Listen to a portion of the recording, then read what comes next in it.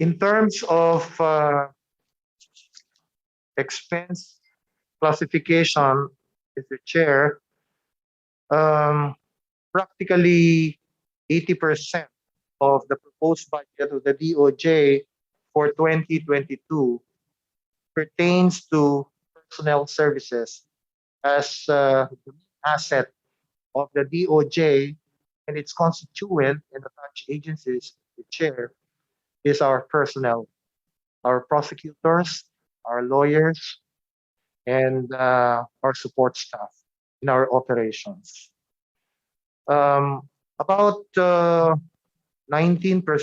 Mr. Chair, would pertain to MOOE, and the rest, very small proportion of 1.5%, would pertain to capital outlay of the DOJ family for the next fiscal year. So with that, Mr. Chairman, I turn over to Undersecretary Juliana Suma the floor so that she may explain in further details the budget proposal for next year of the Department of Justice and its constituent and attached agencies. Thank you, Mr. Chair. Before you proceed, ma'am, we would like to recognize the presence of Congresswoman Gabriela Party List, Congresswoman Rosas. Ma'am Tunga, please.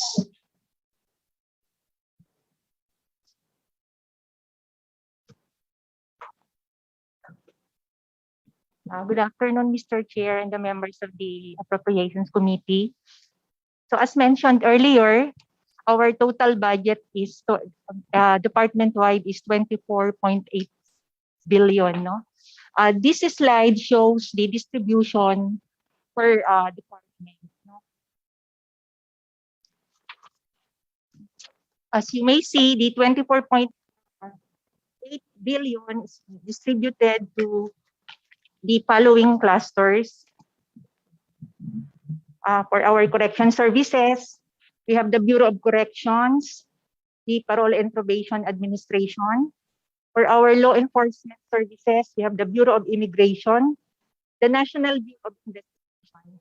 And for the legal services, we have the Land Registration Authority, Office of the Government Council, the Office of the Solicitor General, the Presidential Commission on Good Government, the Public Attorney's Office, and the Office for Alternative Dispute Resolution.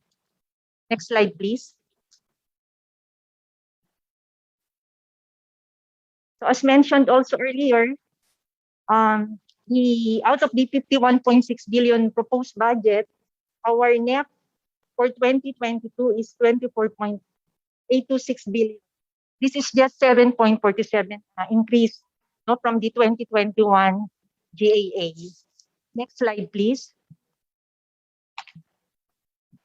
This slide shows the distribution of our FY22 budget by object of expenditures or expense classification. So we have the PS, MOE, and capital outlay. Next, please.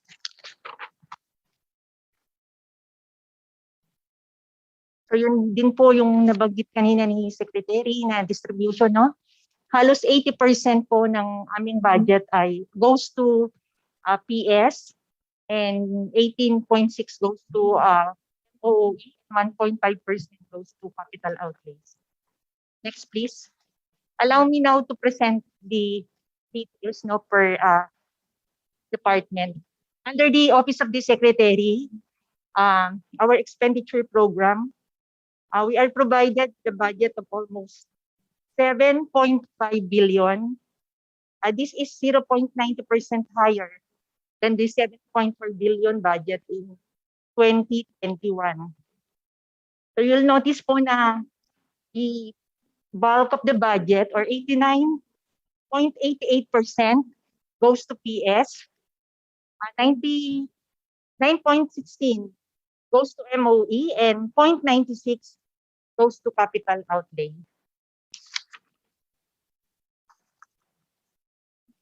Under the Office of the Secretary,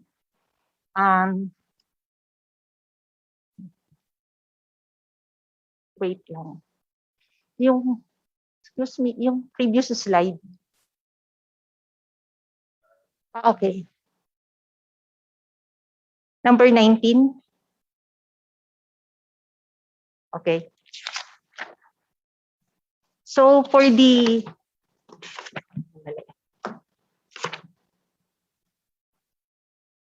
for the support to operations, no? So we have the general administration and support,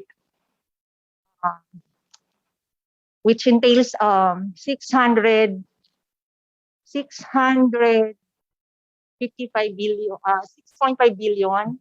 And then we have the support to operations, no? For the operations, the law enforcement services, the correction services, are a total of 7.492 billion. Next, please. For our corrections program, the Board of Pardons and Parole grants parole to qualified offenders and recommends to the Office of the President the grant of pardon, executive clemency. And then we have the victims compensation services, which provides monetary compensation for victims of violent crimes and unjust imprisonment through the Board of Claims.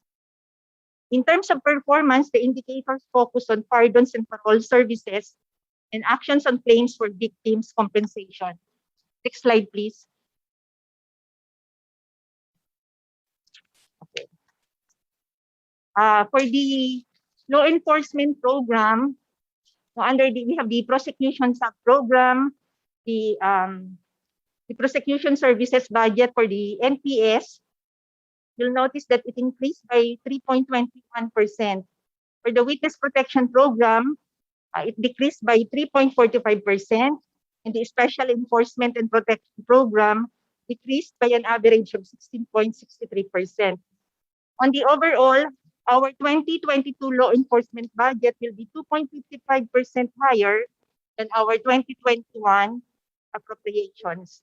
Our law enforcement program performance indicators relate to the disposition rate of criminal complaints handled by the National Prosecution Service, the percentage of applications for witness coverage acted upon by the Witness Protection Program, and the rate of investigations completed by our special units.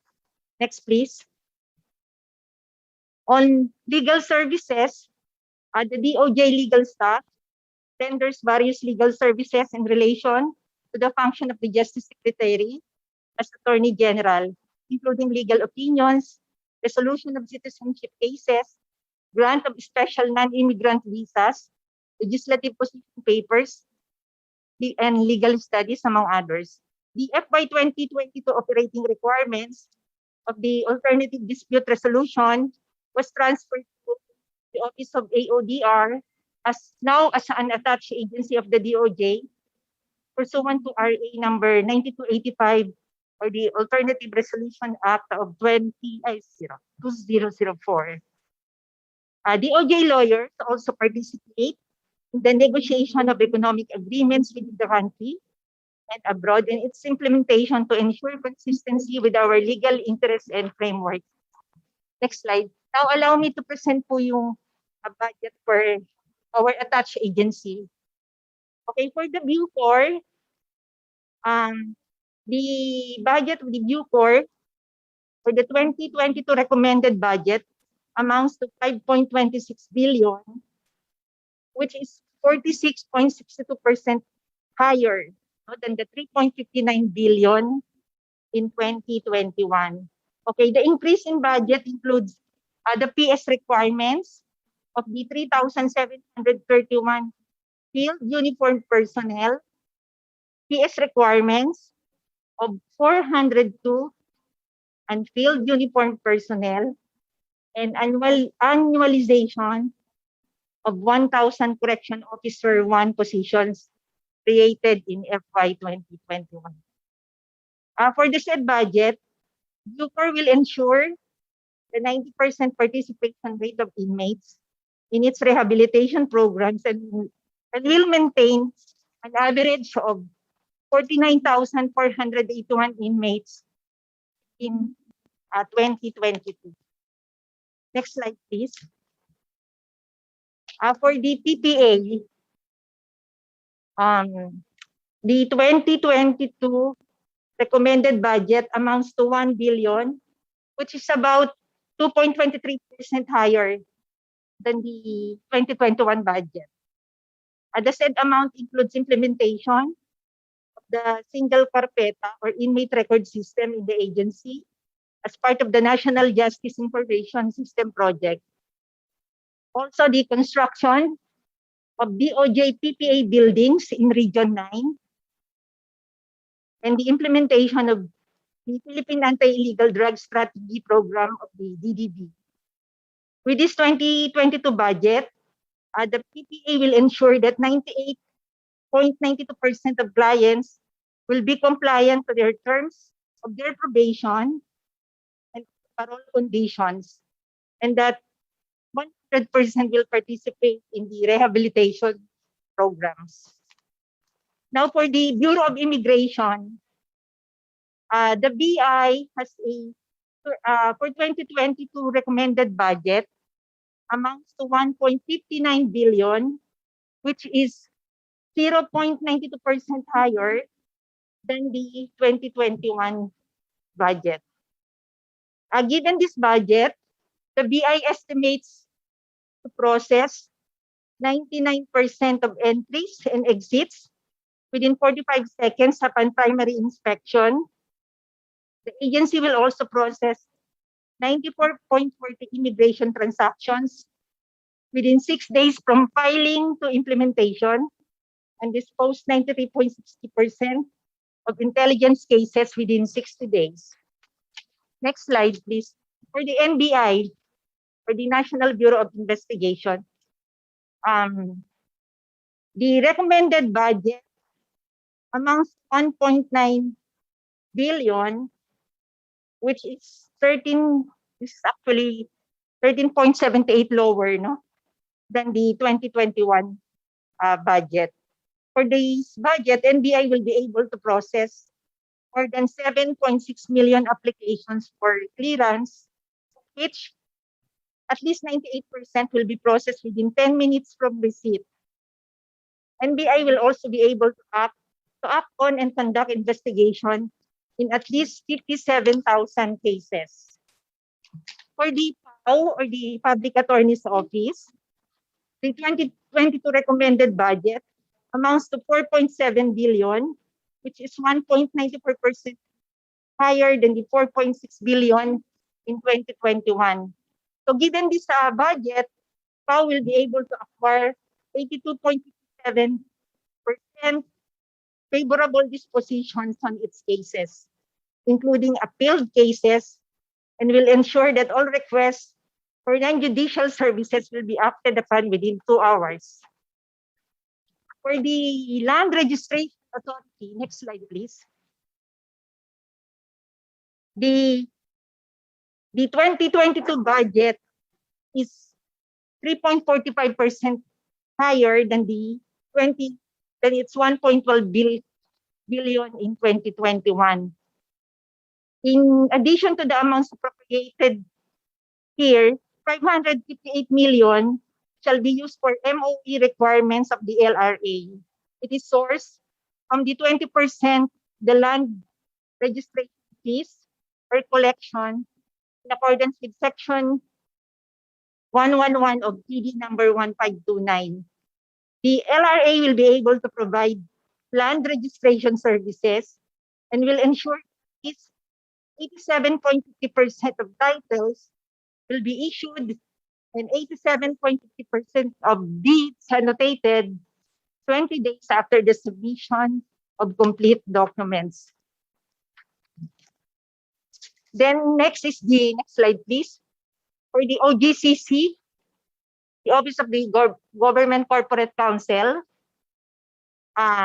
the 2022 recommended budget amounts to 210.5 million, which is 8.84% higher than its 2021 budget.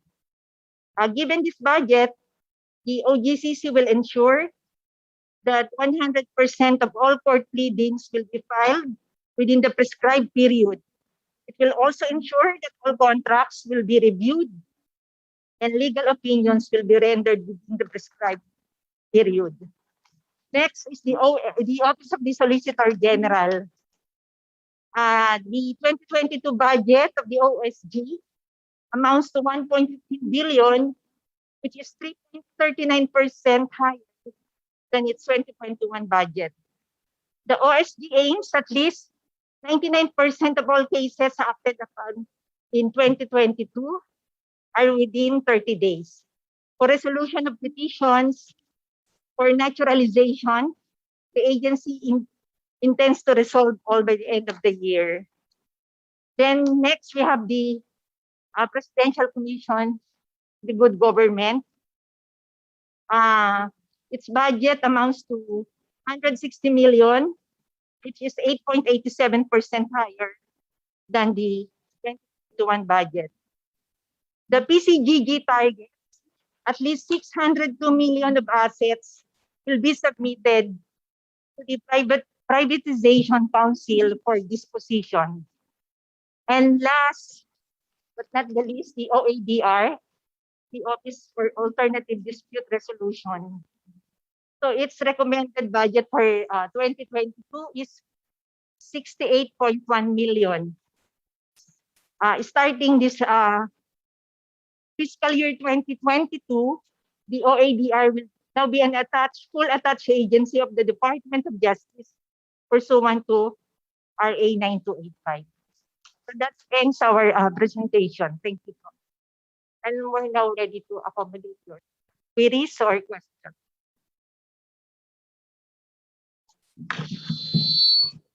Okay, thank you, Ma'am Yusek Bowman. The first to interpolate is from minority.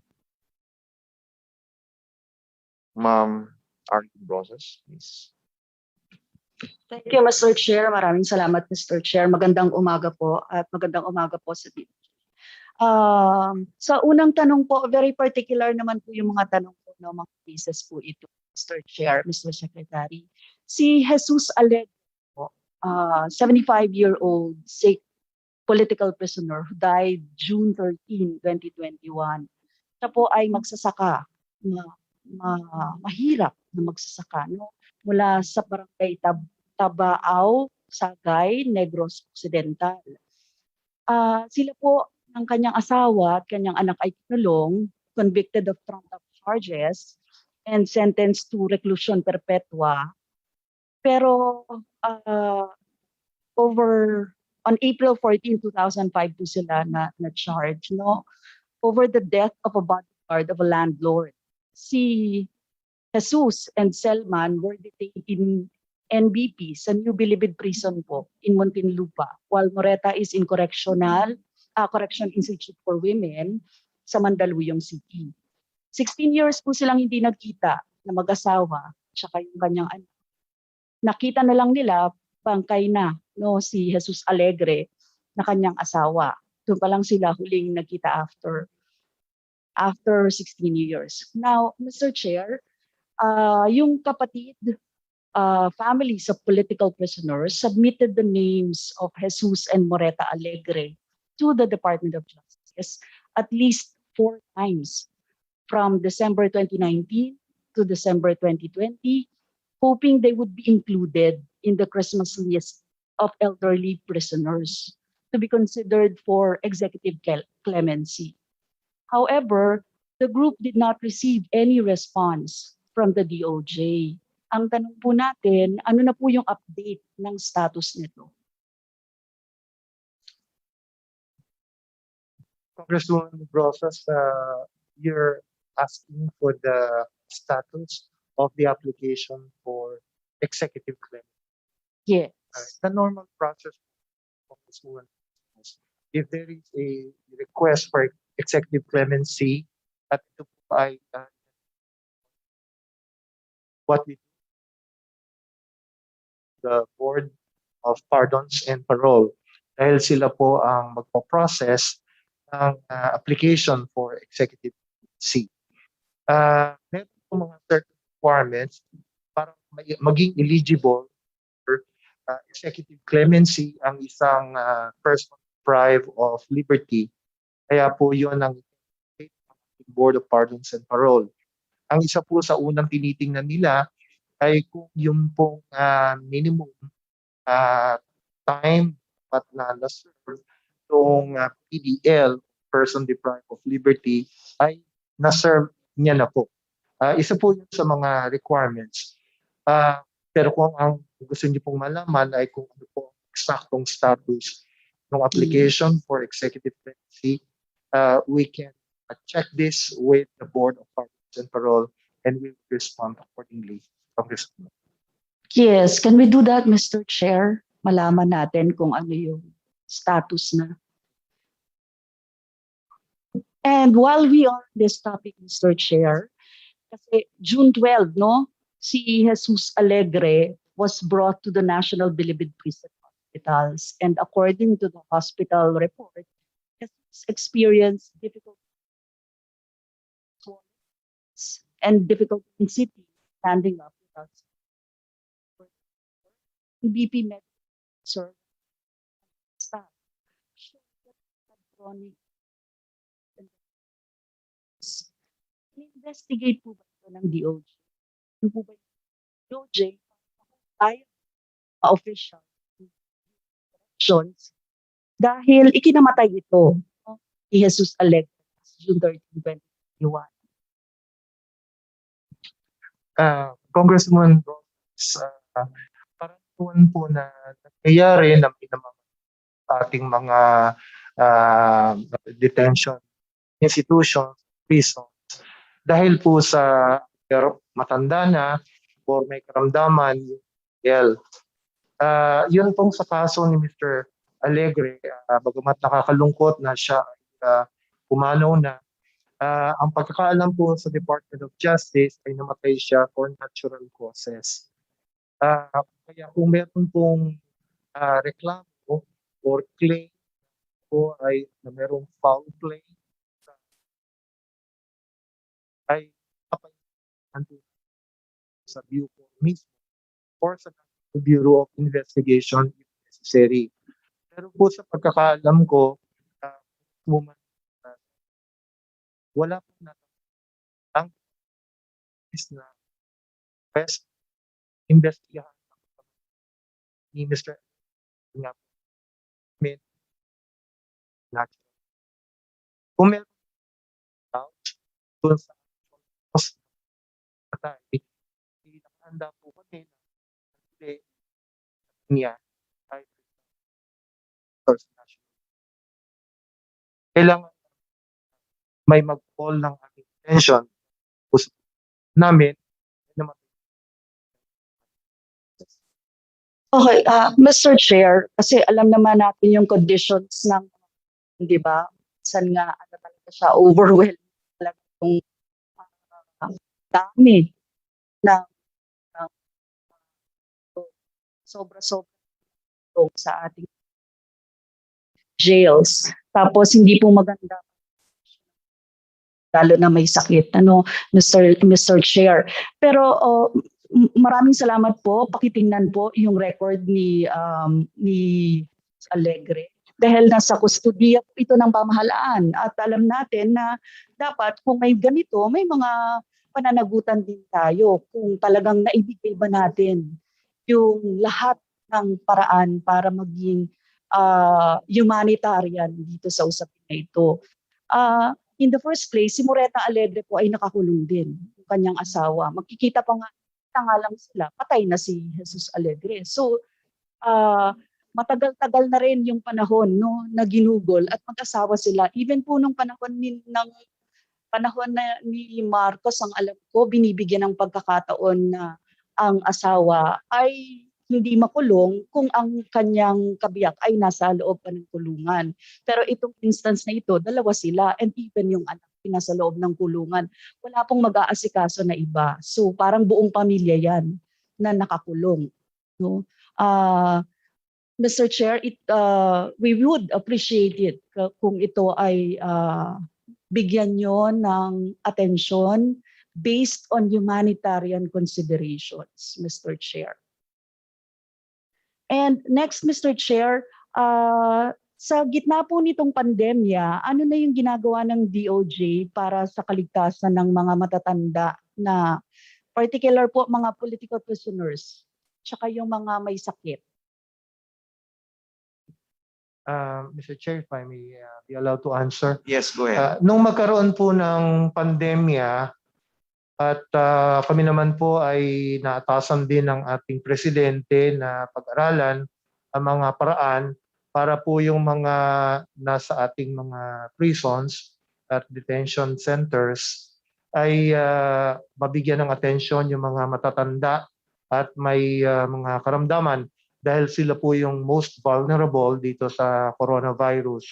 Dahil po doon sa ganong sitwasyon, alam naman po namin na talagang mas delikado ang katayuan ng mga PDLs na matatanda at may sakit.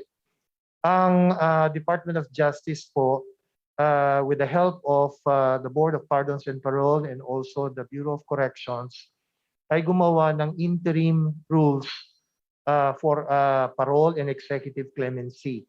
Diyan po sa interim rules na yan, na pinairal namin itong panahon ng pandemya, ay sinimplify po namin ang mga requirements, pati po ang procedure para sa pagbibigay ng parole at executive clemency para sa mga matatanda na PDL at yun pong may mga karamdaman. Yan po ay agad naming pinatupad and pursuant to these interim rules ay marami pong mga PDLs na matatanda at may sakit ang pansamantalang nakalaya na para po makaiwas sa danger o risk ng COVID-19. Marami na po kaming napalabas pursuant to our interim rules. Mr. Chair, meron ba tayong detalye nung sinasabi ni Mr. Secretary na data ng mga napalaya na bilang, tapos ano yung mga considerations sa kanila, Mr. Chair? Mr. Chair, as of June 2021, there are 130 women political prisoners in the country. Yun po bilang namin. In 84 BJMP jails for women, there are only 37 with breastfeeding areas. There is only one jail that has a breastfeeding station in Metro Manila, while there are regions that has no stations, areas at all. Nakita natin kung paano pinaghiwalay ng pamahalaan ang women political prisoners at kanilang mga anak. Naalala ko po, masakit sa akin to pag inaalala ko kasi tinanong ko po ito, Mr. Secretary, even sa plenary. Yung kaso ni Reyna May Nasino na hiniwalay ng gobyernong Duterte sa kanyang anak. Tapos si Amanda Echanis na nakakulong kasama ang kanyang baby dahil sa gawa-gawang kaso sa Cagayan Valley. Si Nona Espinosa na kinuha at inihiwalay sa kanyang anak 3 araw pagkatapos niya ito ilabas, at marami pang ibang kaso ng mga bilanggong politikal na pinagkakaitan ng gobyerno ng makasama ang kanilang pamilya at mga anak. Ngayon, napakahalaga po ng breastfeeding station ng isang ina sa kanyang anak. At sa kabila ng pandemya, dapat nakakapagpasuso pa rin talaga ng bata. Kasi kung hindi, mamamatay talaga. Alam po natin yun. Yung nangyari kay Reyna May Nasino na baby. Hindi ligtas yung kulungan para sa isang anak. Alam natin yun. Pero ano ang ginagawa ng DOJ dito? Sir, please, feel free to answer para hindi yung flow. Sige po. Just address your answer and question to the chair. Okay po. Okay. Please wind up, Congressman Rosas. Yes. Congresswoman Rosas, let me just clarify po na ang jurisdiction po ng Department of Justice ay doon po sa mga tao na sentensyado na po. Yun pong nagsaserve na ng final judgment of the court. Kaya po ang Bucor ay nasa aming jurisdiction. Yun pong board, yung Bureau of Jail Management and Penology, na siya pong nag-handle ng mga persons under detention habang hinihintay pa ang trial nila, ay under the Department of the Interior and Local Government po. Pero narinig po namin ang inyong hinaing at I'm sure na alam din po yan ng BJMP at ng DILG. Ganun pa man po ay paparating din namin sa kanilang atensyon ang inyong hinaing tungkol dito sa bagay na ito. Yun, Mr. Chair, kasi baka i-rundown ko po no kay Mr. Secretary na meron tayo sa tala namin merong 713 political prisoners in the Philippines. Kasama rito yung 487 individual na inaresto sa ilalim ng pamumuno ni Duterte. 130 sa kanila kababaihan, 94 may sakit, kasama na ang life-threatening diseases at terminal illnesses. 64 sa mga bilanggong politikal ay matanda. Mr. Chair, ang representasyong ito naninindigan na sa kabila ng pandemya, dapat napalayain based on humanitarian considerations ang mga kababaihang may anak, nagpapa-breastfeed, mga matatanda, may sakit na bilanggong politikal.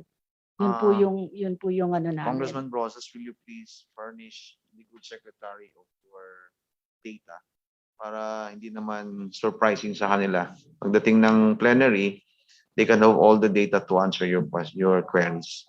So, sir, go ahead. So, one last question, Ma'am Rosas. Yes, Mr. Chair, kunin namin yung data nito. At saka, Mr. Chair, hindi niya pa ako sinagot doon sa breastfeeding station.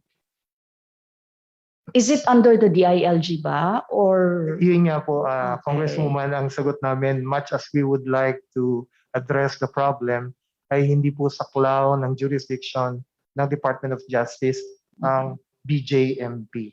Bucor po ang aming nasasaklaw. convicted na? Yung convicted na po at nagsaserve na ng kanilang sentensya. Ganun pa man po ay pararating namin sa DILG at sa BJMP ang inyong concerns. Yes, Mr. Chair. Thank you, Mr. Chair. Last question, Mr. Chair, sa extradition ni Chavez. Mr. Chair, hingi ako ng update dito, no? You're familiar with this, no, Mr. Secretary? Si Chavez po ay inisyuhan ng warrant of arrest, no, ng Pasay RTC Branch 109.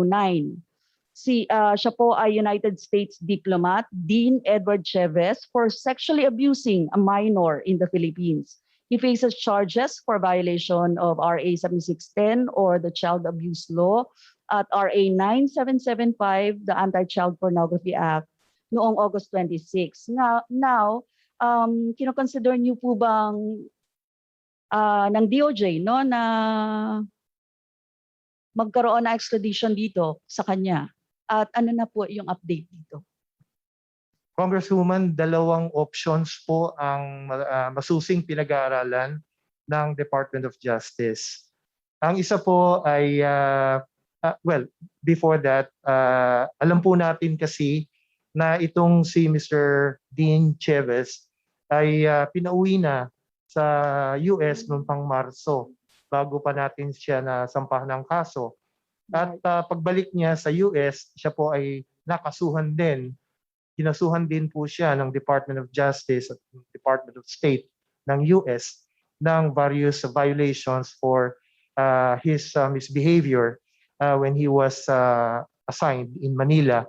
So ongoing na po yung mga legal and judicial processes sa US.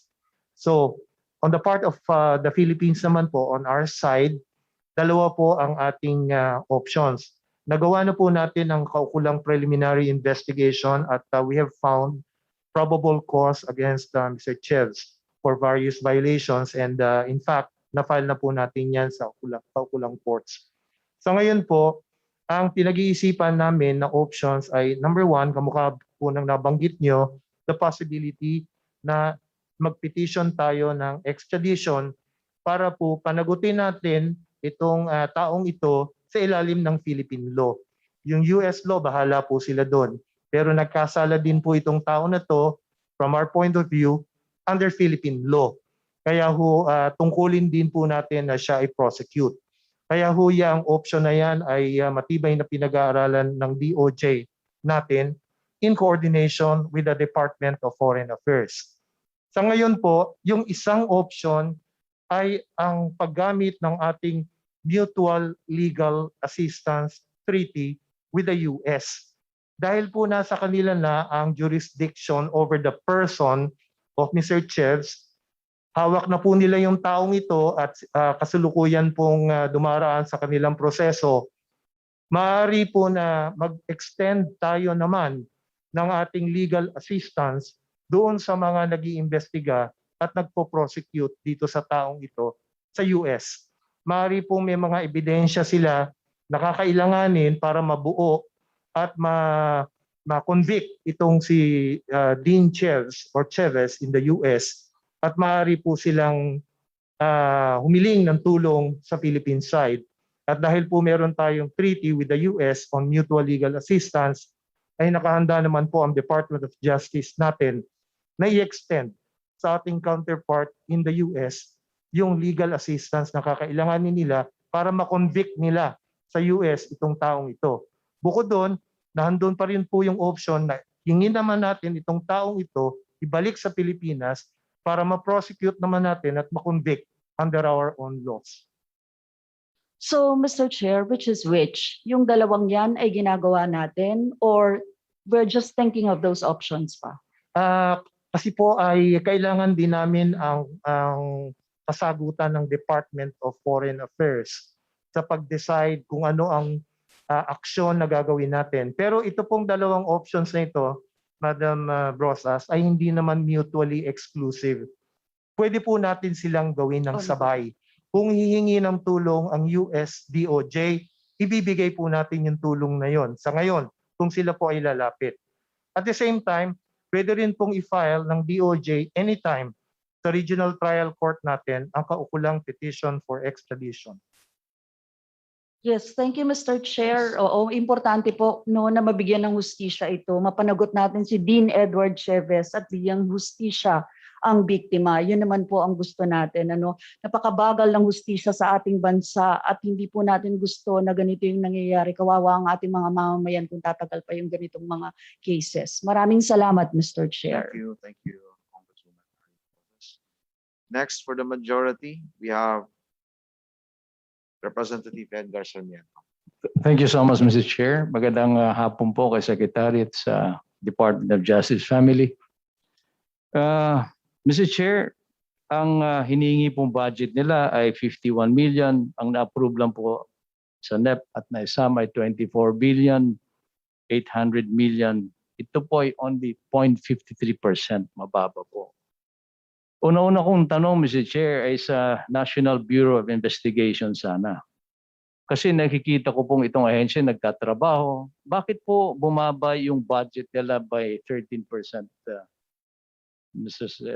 to the Chair? Mayroon ba tayo? Si National Bureau of Investigation. Eric Distor. Yes. Kasama po natin si Chief Distor sa ating video conference. Okay. Secretariat, will you please facilitate the appearance of NBI Director, Sir Eric Distor, please. The relevance of this one, Mr. Chair, is that we don't want to shortchange the National Bureau of Investigation of their funding. Sila po ang nag-iimbestiga pag hindi kaya po ng military uniform service, no? At sila po yung nagsasabitan pa ng tinatawag na impartial na investigasyon. Kailangan po natin, ayaw naman po natin, hindi natin tinutulungan ng NBI. So I just wanted to make sure, Mr. Chair, that with this fund, binabaan po, pwede pa po sila maging effective na investigating body na inaasahan po ng bansa natin. Yes, sir. Mr. Chair, Honorable Mr. Chair, good afternoon po. Yes, sir. Go ahead. Yes, sir. Thank you, Congressman Sarmiento, sir, for giving us this chance. Mr. Chair, the decrease in the budget of NBI in the amount of 13% represents the congressional insertions given to us last year. And we are also asking this amount to be included in for next year's budget to increase the capacity of our cybercrime, Mr. Chair. Yes, sir, Congressman. Through the Chair, ibig sabihin po nito, Director, kailangan itong pera. Yes, sir. Honorable Congressman, sir, Sarmiento, sir. We really need the money to. Make a formal motion, if Yes, go ever, ahead. for the reinstatement. If not, to give at least this 13%, napakaliit po. Sana ibigay po ito. I'll make a formal motion on this, move for this 13% to be given to the National Bureau of Investigation, equivalent to the budget we gave them last year. So move, Mr. Chair.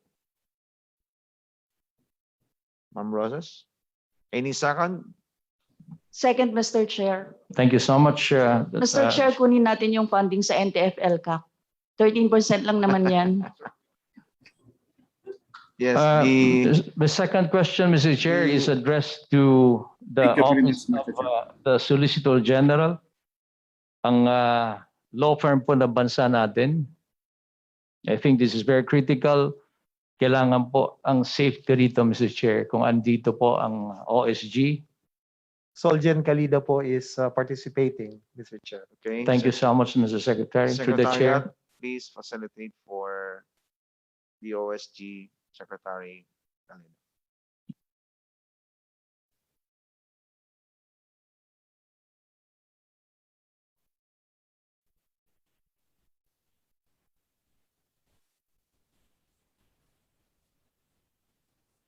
Mr. Chair, I do represent the First District of Samar. I am the chairman of the Committee on Transportation and a civil engineer by profession, Mr. Chair. I receive, as a member as well of the Committee on Public Works and Highways, I receive of a seismic report. This involved the Office of the Solicitor General or the law firm of the country. Nung huling earthquake po, nagkaroon tinamaan po ang building, nagkakaroon po ng problema. Through the chair, will the Solicitor General confirm of this? Sir OSG, Secretary Kalida, you're recognized. The question again, did this Secretary General is knowledgeable about the structural report pertinent to the seismic activity that if ever wag man lang matamaan earthquake, delikado po ang opisina ng OSG. Tama po ba ito? Yes, Your Honor. Yes. In fact, in the last earthquake, nagtakbuhan po kami. Kaya lang, masikip yung kwan. At saka talagang sinabi ng mga kwan, engineers, we have to dismantle this building. Kaya thank you for your goodness, Mr. Chairman. So ibig sabihin, anytime soon, itong opisina po, ulitin natin, as a civil engineer, ayoko mo mangyari, pero lahat po tinalagay natin sa tama. Ang huli pong tinamaan nito, bago pa lang, ay nangyari po sa Mindanao, kung saan bumagsak po ang tulay. That's right, Your Honor. I believe so. We have to support the request of the structural report. Kailangan po ata i-retrofit itong opisina nila o maghanap sila ng ibang opisina o hindi malalagay po ang buhay nila. So kailangan sana ito, Mr. Chair. In fact, I have to make sana kung may kasamaan tayo rito, maybe those that are in attendance in the virtual meeting to support the structural or refitting of the Office of the Solicitor General. Nakakaya po ito. This will become, kakatawa po ito. The office, the law firm of the country, wag mo nang tamaan. Kailangan po tulungan. Bigyan po natin sila ng budget sa opisina po nila at sa retrofitting sana. Kung hindi man maghanap si OSG within the budget, pero I have to make again another motion for the Committee on Appropriation to give priority for the retrofitting and the rental, if ever needed, of a space of the OSG to make sure that the safety of the lives of the law firm of the country is well protected. So move, Mr. Chair. Okay, the motion of Congressman Sarmiento will be taken notice because no one is here. No one will second your motion and we will respond to that in the most appropriate time. Kababayan ko si Sir Kalida, so pabor po ako sa gusto niya at sa motion niyo. I just want to officially put this on record, Mr. Chair, so that in plenary, I will raise again the issue from the committee. Ayoko naman po doon lang at hindi po nasabi natin sa committee to have the proper decorum protocol in terms of parliamentary proceeding. Yan lang po sa akin. In closing, Mr. Chair, I would like to thank the captain, so to speak, of the Department of Justice, because the country is in good hands with the leadership of the good secretary. Maraming salamat po sa inyo, Secretary Guevara. As a miyembro po ng DOJ, magandang hapon po. Thank you so much, Mr. Chair. Salamat po, Congressman. For Secretary Kalida and the NBI Director, rest assured your concerns will be favorably responded to. Thank you.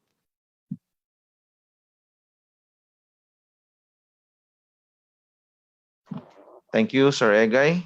Thank you so much, Mr. Sarmiento. Chair. Next, to interpolate is from the minority, we have Congressman Carlos Zarate. Daghang salamat. Thank you, Mr. Chair. Can I be heard? Nograles, Mr. Chair. Yes, you're clear here. Maraming salamat. I think offhand, hindi senador dapat Justice of the Supreme Court. Dahil palagi na lang atang nire-refuse ni Secretary Guevara yung kanyang nomination. No? At any rate, Mr. Chair, may I start off with an inquiry doon sa AO35, no? The Interagency Committee on Extralegal Killings, Enforced Disappearances, Torture, and other grave violations of human rights. Medyo matagal-tagal na rin ito, Mr. Chair. But just a point of clarification. In this interagency task force, kasama rin dito ang PNP and AFP. Am I correct, Mr. Chair? Tama po yun, Congressman Zarate. Kasama rin po sa interagency ng AO35 ang AFP at ang PNP. Thank you, Mr. Chair. So hindi ho ba nako-compromise ang independence ng task force na ito in the performance or in the discharge of its functions, considering po ng halos karamihan o hindi man lahat ng extrajudicial killings and the cases of enforced disappearances, ang mga violations na ito are reportedly committed by state forces, especially the PNP and the Armed Forces of the Philippines, Mr. Chair. Congressman, we are working under the assumption that all member agencies of the AO35 committee are functioning under the rule of law and that they are not supposed to tolerate any wrongdoing or criminal actions on the part of their subordinates. Well, that is a general presumption, assumptions. At any rate, Mr. Chair, the task or the government has reported 385 cases it handled, no, by virtue of AO35. May we inquire from the good secretary, ano na po ang nangyari dito sa 385 cases na ito? And may we also request later on that we will, this representation as well as the committee be provided with the guidelines issued and followed by the interagency task force, as well as the mechanics of the enforcement of the international humanitarian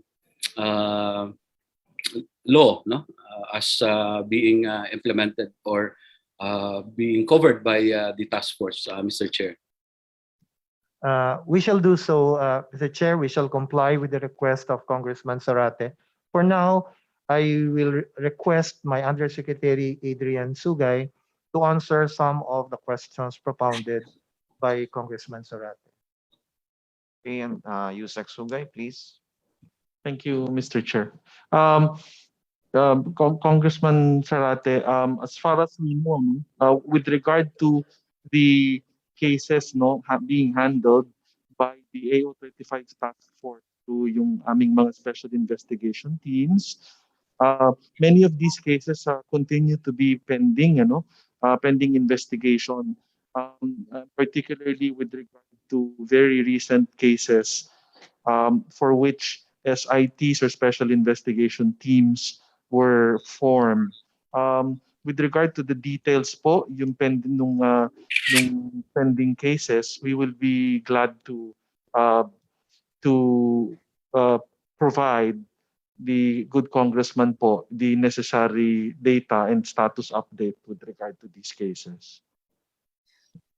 Sige po, kung para po mas malaman natin, no, we will accept that a detailed report be made by the department, and ang nakakatawag lang ng aking attention is many of these cases are still pending investigation, no.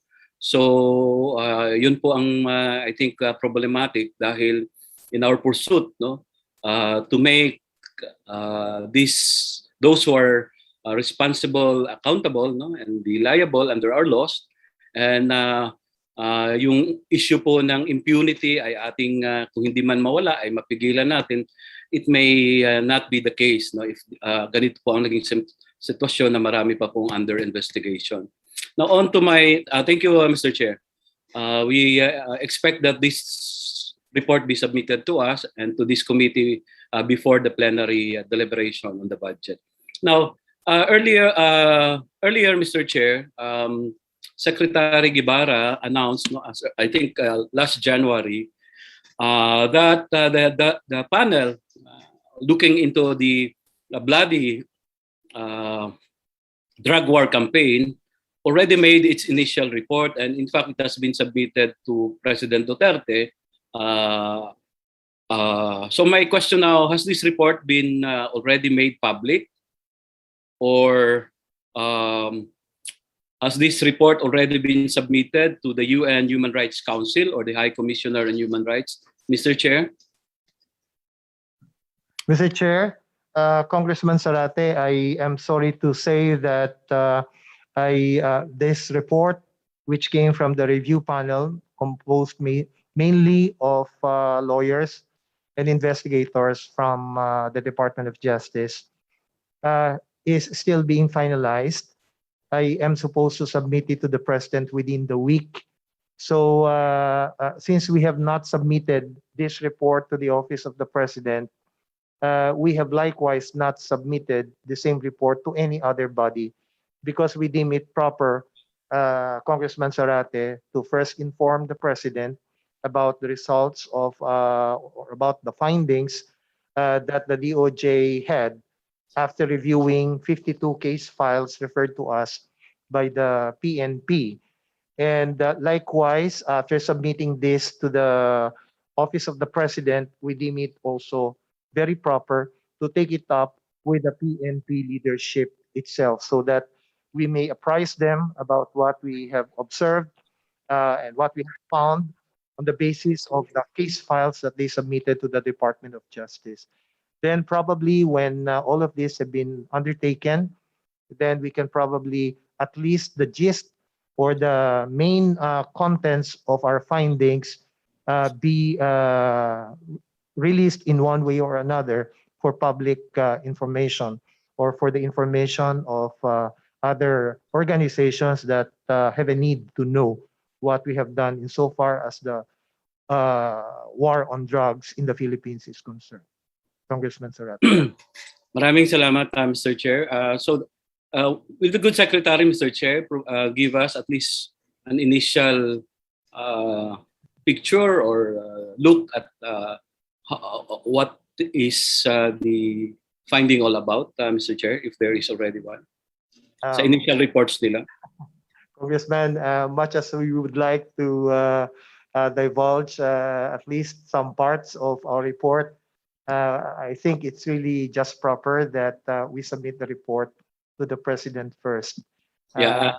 Maybe in time, we're not hiding anything, Yes. Congressman Zarate. We're definitely very transparent about this. As you probably know, I made public the initial report that the review panel came up with, and that I did before a UN body, the Human Rights Council. Mr. Sarate, we assure you that the results of this review conducted by the DOJ on the 52 cases turned over to us by the Philippine National Police will eventually be made known to the public, including your good self, Congressman Sarate. Thank Kaloy, you. please line up. Yes, thank you, Mr. Chair. I will just avail of a second round later, but just to wrap up on this point, no, I did ask that because I think early this year also, the good secretary na mention din niya na ang isa sa nakita nilang problema ay hindi pagsunod ng PNP sa kanilang sariling procedure, no, in the conduct of investigation, especially when death results, no, from a police operation. And even under DOJ Circular Number 61, Series of 1993, the Good Secretary knows that all deaths should be investigated when it occurred during police operation or investigation, no? So to preclude a possibility of foul play. Now, during the budget presentation of the PNP, instead of improving this similar provision in their manual, the PNP announced that they will scrap this kind of policy, no, na magkaroon ng inquest proceedings, especially pag may namatay po during police operation. And Mr. Chair, even the statistics, no, na official statistics submitted by the PNP since July 1 of 2016 up to at least June of 2020, mahigit 5,000 yung namatay in police operation, no? At ang narrative dyan ay nanlaban, but as the good secretary reported, only 52 cases are being investigated, no? What about the thousands, no, na ganun din ang nangyari? And possibly hindi naman yung usapin na parehong ng laban yan ay talagang malaking question yan, no? So may we get a statement or a reply on this issue, Mr. Chair, from the good secretary before I end my interpellation? Congressman Sarate, yung tungkol dun sa matter of inquest, no?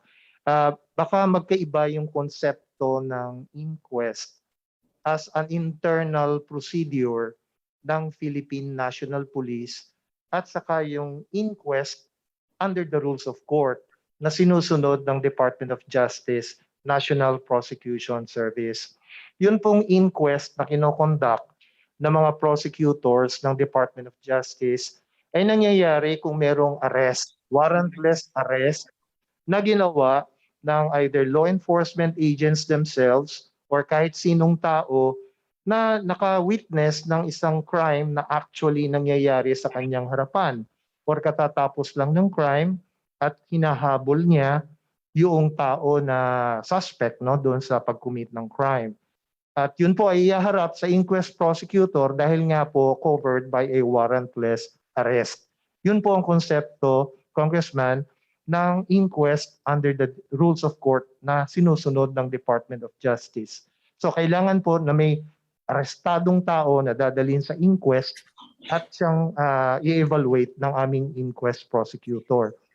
Yun pong inquest na tinutukoy naman ng Philippine National Police ay malamang na part ng kanilang internal inquiry.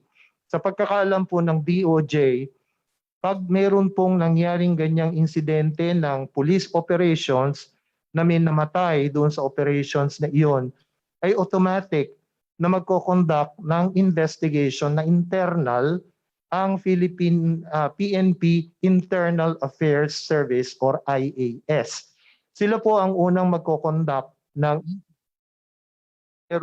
sila rin po ang magde-determine based sa kanilang ebidensyang makakalap kung ang isang law enforcement agent na na-involved sa isang insidente na may namatay ay magkakaroon ng administrative liability or even criminal liability. So kung tingin nila ang pagkakamali or ang ginawa ng isang law enforcement agent ay labag sa batas at maaaring mag-expose sa kanya sa criminal liability, then katungkulan po ng PNP na i-file ang kaukulang complaint for murder, homicide, etc. as the case may be with the proper prosecutor's office ng Department of Justice for the conduct of a preliminary investigation. So ganun po ang nangyayari sa ngayon. Ang Internal Affairs Service po ng PNP ang nagko-conduct ng sarili nilang investigation sa kanila pong ginawang investigation ng mga libu-libong kaso na may namatay sa drug operations ay libu-libo po ang kanilang na-exonerate. Yun po ang kanilang finding based sa kanilang investigation. At 52 cases po ang nirefer nila sa DOJ dahil doon po sa 52 cases na iyon sila nakakita ng sufficient evidence ng administrative liability on the part of their own law enforcement agents. At meron din po na at least one case na tingin nila ay may criminal liability ang kanilang sariling tauhan. At yun po ay maaring sa mga darating na panahon ay i-file ng PNP sa kaukulang Prosecutor's Office ng Department of Justice. Ganun po ang proseso na alam namin, Congressman Zarate. Thank you, Mr. Chair. Thank you for that clarification, Mr. Secretary. But then again, whether that's internal, these are mechanism, no? Para maiwasan po yung paglabag sa karapatang pantao. And this representation believes that instead of scrapping it, it should, if there are weaknesses on that mechanism, it should be strengthened, no? At hindi dapat ito tinatanggal dahil sa nakita nga po natin this past years, at kayo na rin po ang nagsabi, Mr. Chair, Mr. Secretary, of the thousands, no, of cases, more than 5,000. In fact, the latest figure they gave is more than 6,000 na this, as of August 2021. At can you imagine only 52? And as mentioned by the Secretary, thousands of cases have been exonerated. But the narrative is the same. Nanlaban. No? And I cannot just imagine na 52 lang dito yung sasabihin nila na merong irregularities, no, that can subject to the enforcement police enforcers into administrative or criminal liability, no? So that is why I raised that during this budget briefing, because the DOJ itself has its own circular related to this, no? And we are saying na dapat mas strengthen ito dahil nga especially during this drug war campaign ay napaka-bloody nito, no? The official statistics may say it's only 6,000, but the others who are also monitoring this, ang sinabi nila, aabot ito ng 20,000 or 30,000. Thank you, So, Congressman Caloy. Your time yes, is thank you, Mr. Chair. I will just avail of my second round later. Thank you, Mr. Chair. Thank you, Mr. Secretary. Next in line from the majority, we have Deputy Speaker Rufus Rodriguez.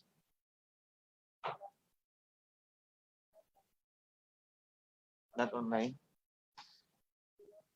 Okay, so offline si Sir Rufus. Next is Representative Vicente Veloso.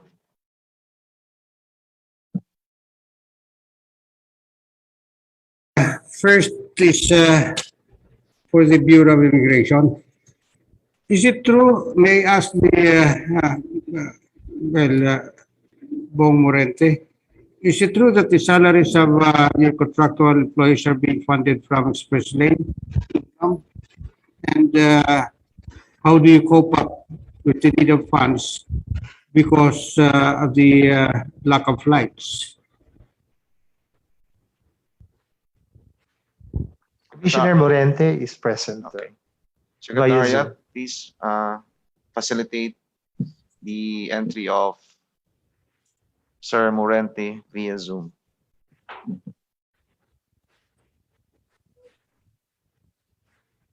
Honorable Chairman, am I heard already, sir?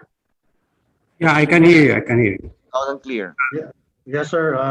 Honorable Chairman, members of the Appropriations Committee, Your Honors, magandang hapon po. Thank you for the question of Representative Vicente Veloso. I would confirm, sir, that our job orders are paid through the Express Lane Fund collected by the Bureau of Immigration from transactions in the Bureau. So, in the light of the fact that because of COVID-19, wala na po tayong mga flights sa international airports natin, paano kayo makakapaghanap ng pera to defray the expenses for the salaries of your job order contractual employees? Saan kayo kumukuha? Sir, actually, if the Honorable Chair would give me some time to provide a short background on the problem faced by the Bureau in regard to the salaries of our job orders, Your Honor. Okay, go ahead. Just be brief, sir. Yes, sir. Actually, we have around 900 job orders, and these are all scattered in support of the operations of the Bureau to the different offices. They are paid through the Express Lane Fund, as I said before, but due to travel restrictions and the pandemic, our collections on Express Lane has been drastically reduced. While we are thankful to the Department of Budget and Management for giving us around 207 contractual positions, plantilla positions to be paid through the GAA, we are still in a dire situation because looking at the pandemic continuing next year, we would be constrained to lay off a sizable number of our job order employees because of the collections, reduced collection. So I would like to appeal, hopefully if the committee would give us an addition to the PS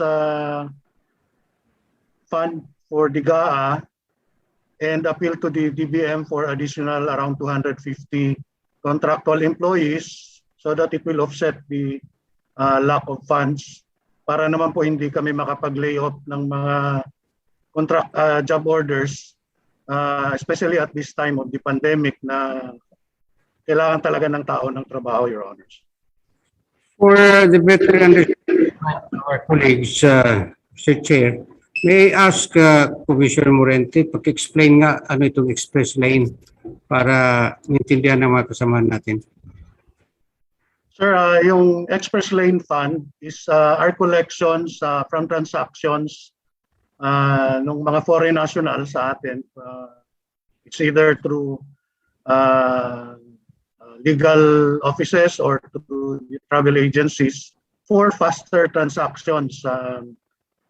Authorized naman po ito. And the collections and the use of it for paying the augmentation pay of the Bureau is authorized by the Presidential Administrative Order on the use of the Express Lane Fund for the augmentation of salary of organic and contractual employees pending the approval of the immigration bill na inaantay ho that will address the compensation package of our personnel. So, in some transactions na may collection po ng Express Lane Fund ang Bureau, Your Honor.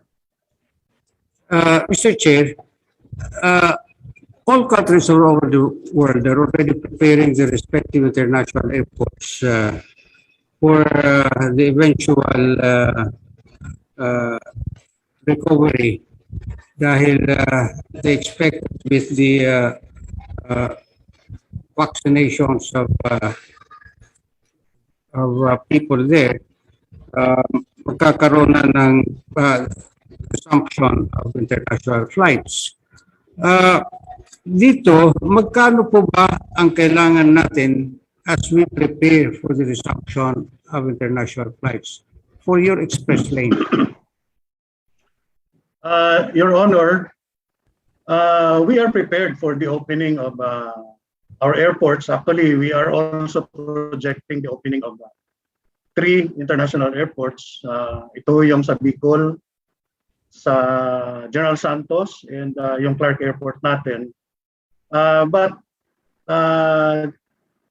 these are manned by our immigration officers, regular plantilla officers, Your Honor. But necessarily, we would need admin personnel to man our field offices, as well as the admin jobs work that needs to be done in all our offices. So we need the job orders or the contractual employees to assist us in our operations. Masyadong maliit yung population ng Bureau of Immigration. We only have around 1,900 organic personnel, immigration officers. So ito scattered all over the 7,000 islands of the country. And so, kinakailangan no talaga namin ng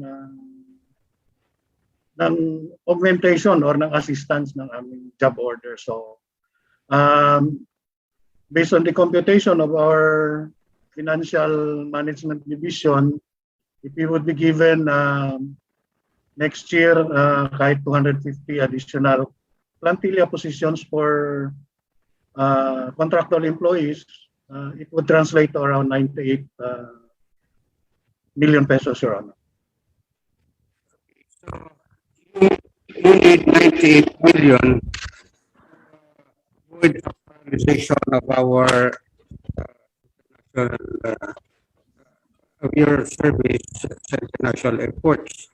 How long will it take the Bureau of Immigration to regularize your job order or contractual employees? Bakit masyadong matagal at marami pa ang JO natin? Your Honor, we are limited by the number of plantilla positions given to us by BBM. Although may mga unfilled positions pa kami which are being continuously being filled up, and hopefully by the end of the year, the unfilled positions would be completed already based on the program being made by our chief of the personnel. We lack the approved plantilla positions for these job orders, Your Honor. So these are only the 2 things, Mr. Chair, that this representation would like to ask. And the need to regularize, can we finish that in 1 year, meaning fiscal year 2022? And the second is pending regularization of your job order employees. You would only be needing 98 million from the DBM and of course from Congress. And in that regard, Mr. Chair, I respectfully manifest that I will support the MOVCAM plenary for the increase of the budget of Bureau of Immigration by 98 million so as not to paralyze its operations in our international airports. Yung isang tanong na lang, gaano katagal pa ma-regularize ito? And I will be through with my interpellation, Mr. Chair. Thank you. Thank you very much, Congressman Veloso. Gaano katagal, Mr. Morente? Sir, may mga open plantillas po kami ngayon na currently being filled up. Immigration assistance, actually na-publish na ito. We are ongoing on the hiring process. But for a limited number only, depending on the quota given to us by the Department of Budget and Management. So ongoing po yung aming regularization of contractual employees. Actually, sila yung priority namin doon sa ibinigay na 207 plantilla positions for contractual employees who will be paid through the GAA. Plus may mga additional pa ho na available positions that the present job order employees ng Bureau are availing and ongoing po ito, Your Honor. So that's all, Mr. Chair. I fully support the proposed budget of the Department of Justice for fiscal year 2022. And again, I will move in due time for the increase of Bureau of Immigration's budget by 98 million to defray the expenses needed for its contractual employees. Thank you, Mr. Chair. Thank you very much, Congressman Veloso. Thank you very much, Sir Morente. Next in line from the minority is Representative Franz Castro.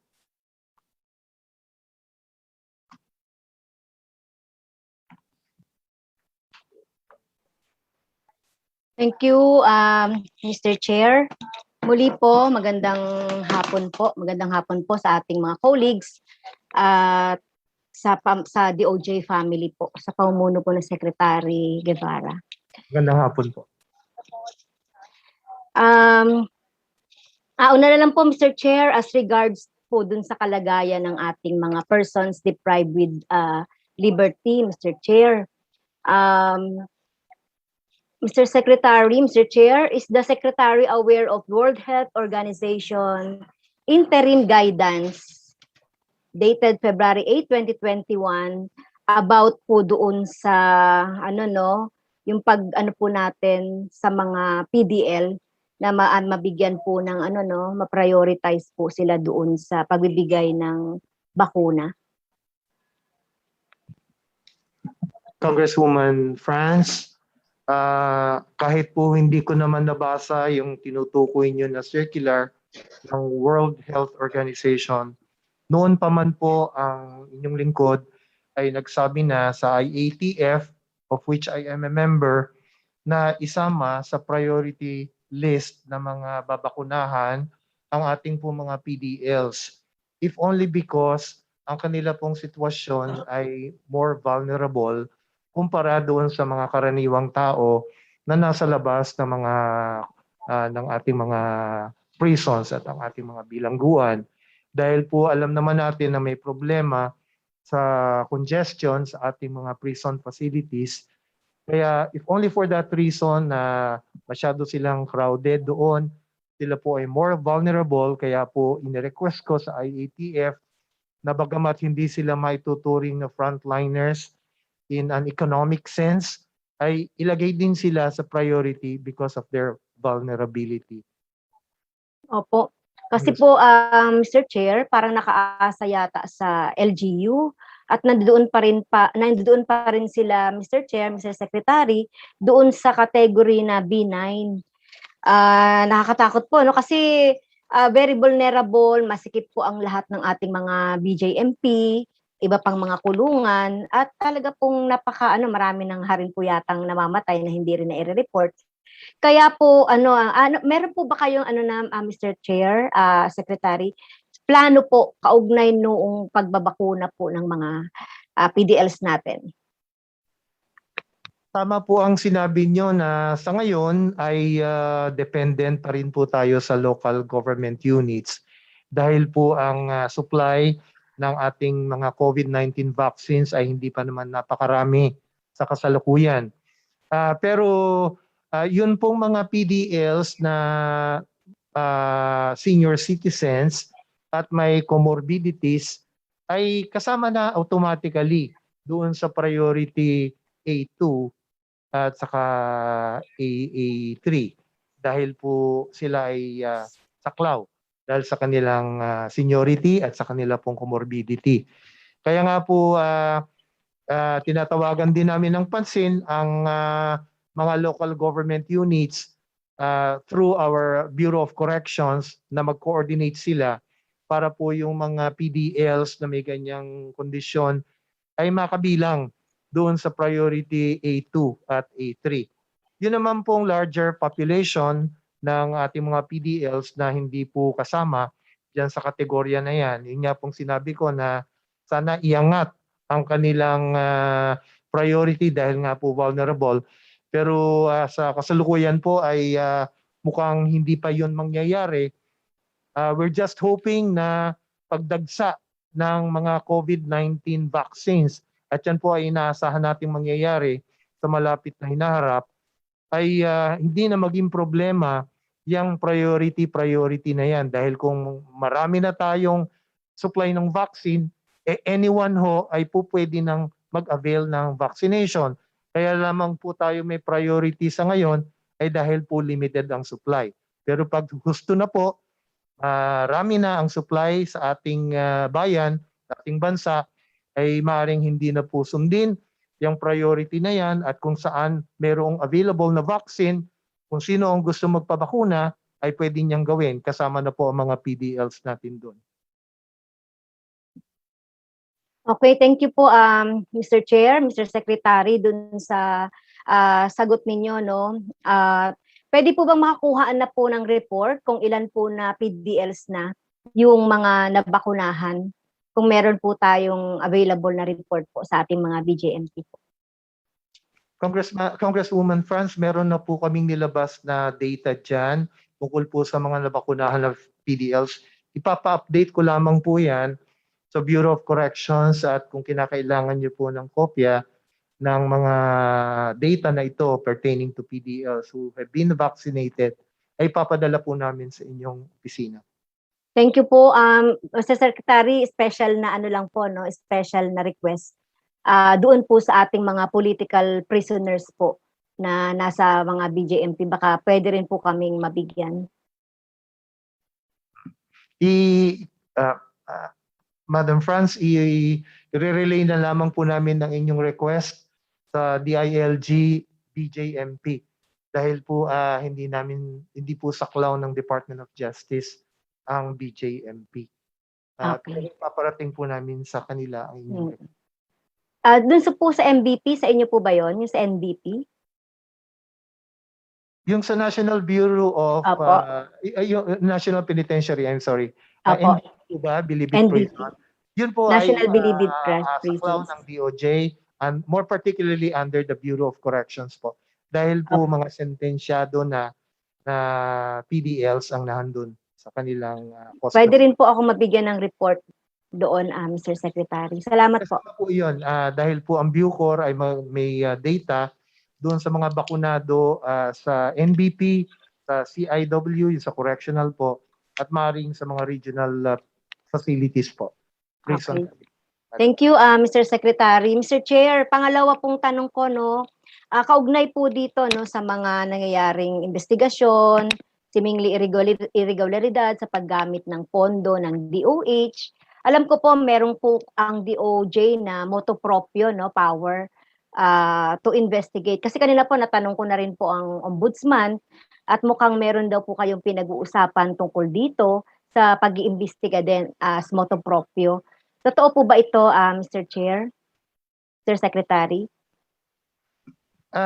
Kung tinutukoy po ng Office of the Ombudsman, ay yung aming kapipirma-pirma lang na Memorandum of Agreement, kasama po dyan ng Commission on Commission on Audit, ay totoo po yun. Pero yun pong Memorandum of Agreement na yun ay tungkol po yan sa pagde-deploy ng mga special prosecutors ng DOJ at special auditors ng COA para umakto na resident ombudsman sa mga ahensya po na madalas mangyari ang mga claims na mayroong anomalya, irregularidad, graft and corruption. Hindi po ako sure kung yun ang tinutukoy nyo, Madam Franz. Mukhang hindi po yun, Mr. Chair, kasi po, di ba yung nangyayari po sa Senate na investigation sa DOH, bakit mukha po yatang, tama po ba ako, tahimik ang DOJ kaugnay nito? Kasi di ba may moto proprio, ano po kayo, power, kaugnay dito? Lilinawin lang po namin ano po na kami ho sa Department of Justice ay masusing sumusubaybay doon po sa investigation na ginagawa ng ating Senate. Pero syempre po yung kanilang investigation na ginagawa ay in aid of legislation. It's a legislative inquiry in aid of legislation. Hindi naman po talaga ang main purpose noon ay para magkaroon ng criminal investigation and prosecution.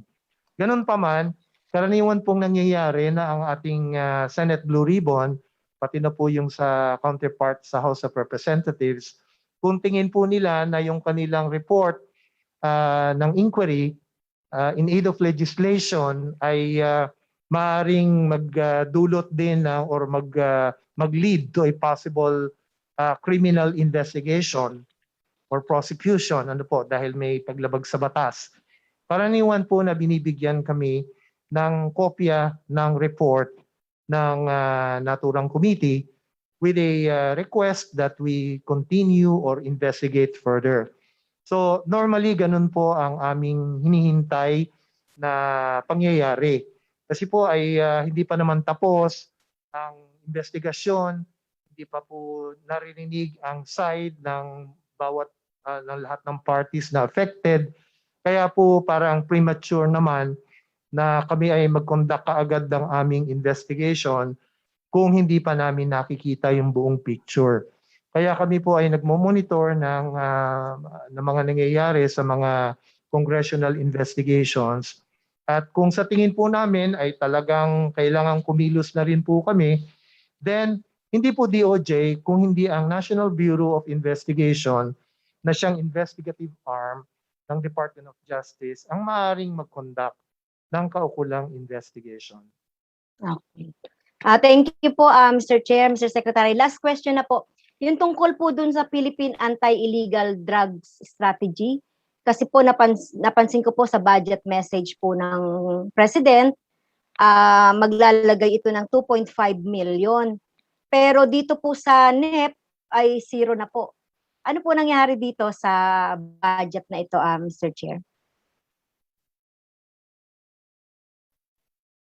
Yusek Leyen, do you have an answer to the question? Wala po kaming ganyang, doon po sa proposed budget ng Department of Justice, ay wala pong anything specific tungkol po sa war on drugs. Philippine Anti-Illegal Drugs Strategy, PADS, PADS. Oo. Yusek Leyen, meron.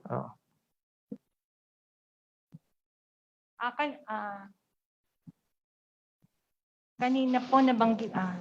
Hello. Hello. Pakilapit po sa microphone. Hello po. Kanina po nabanggit ko na yung sa Philippine Anti-Drugs Strategy, nasa PPA po siya. Dati po siyang nung current po ay, or kung di ako nagkakamali, na isama siya sa agency, sa OSEC, pero sa next year po ay wala na siya. Okay. Yun lang po. Thank you po sa paglilinaw, Mr. Chair, at maraming salamat po sa ating DOJ. Thank you po. Salamat po, Congresswoman. Thank you, Congresswoman Franz Castro. Next in line is Representative Rida Roves.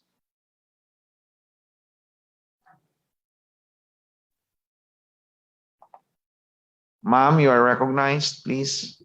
Yes, good afternoon, Chairman. Good afternoon, our Dear Secretary, one of my kababayans also. First, I'd like to thank the Honorable Secretary for helping our district. And of course, dahil napapasalamat ako, maglalambing lang po ako ang ating DOJ building ay nabigyan po ba ang lusod ng San Jose del Monte. Na naniniwala po ako that this will really help to facilitate. Ma'am Rida, your signal is no good. Ma'am Rida, if you can copy me, your signal is not good. Judiciary, our justice, and other fiscals, and I mean the family of the DOJ family to function very well.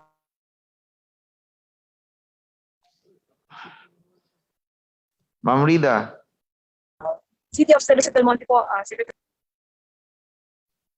tawagan niyo na lang siya sa phone. Di ba? Tatatok natin siya. Next in line is from the minority Representative Angel Kabatbat. Mr. Chair, thank you. It's Argel Kabatbat, Mr. Chair, not Angel. Hey, I'm sorry. Anyway. I'm sorry, sir. I'm I sorry. may look like, but my name is Argel.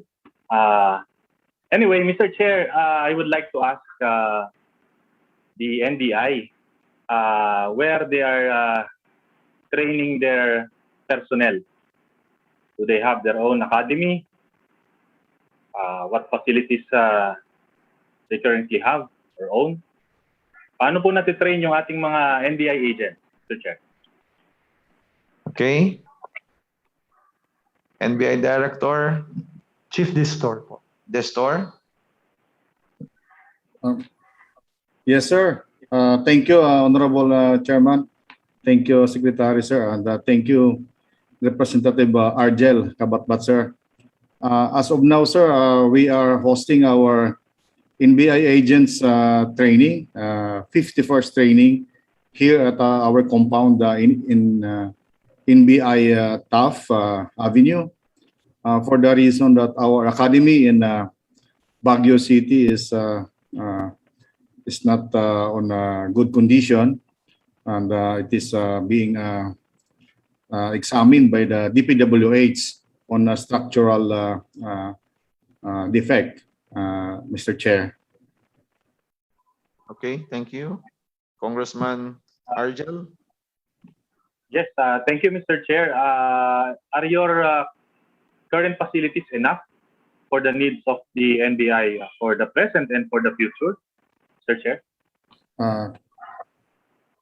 Thank you, Mr. Chair. Thank you again, Congressman Argel. It is not really enough. And in fact, we are sometimes constrained to do our physical exercises in a gym, which is not conducive. And sometimes we would ask facilities outside, like in Luneta, which expose our agents. And yun nga po, Mr. Chair, makikiusap po sana ako to give us a space, and somebody would sponsor for the establishment of the NBI Academy.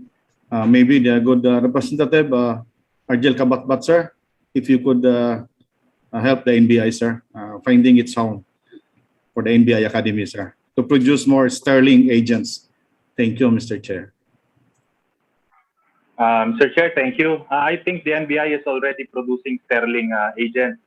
I just don't know why you are able to do that, despite the fact that you are exercising in Luneta.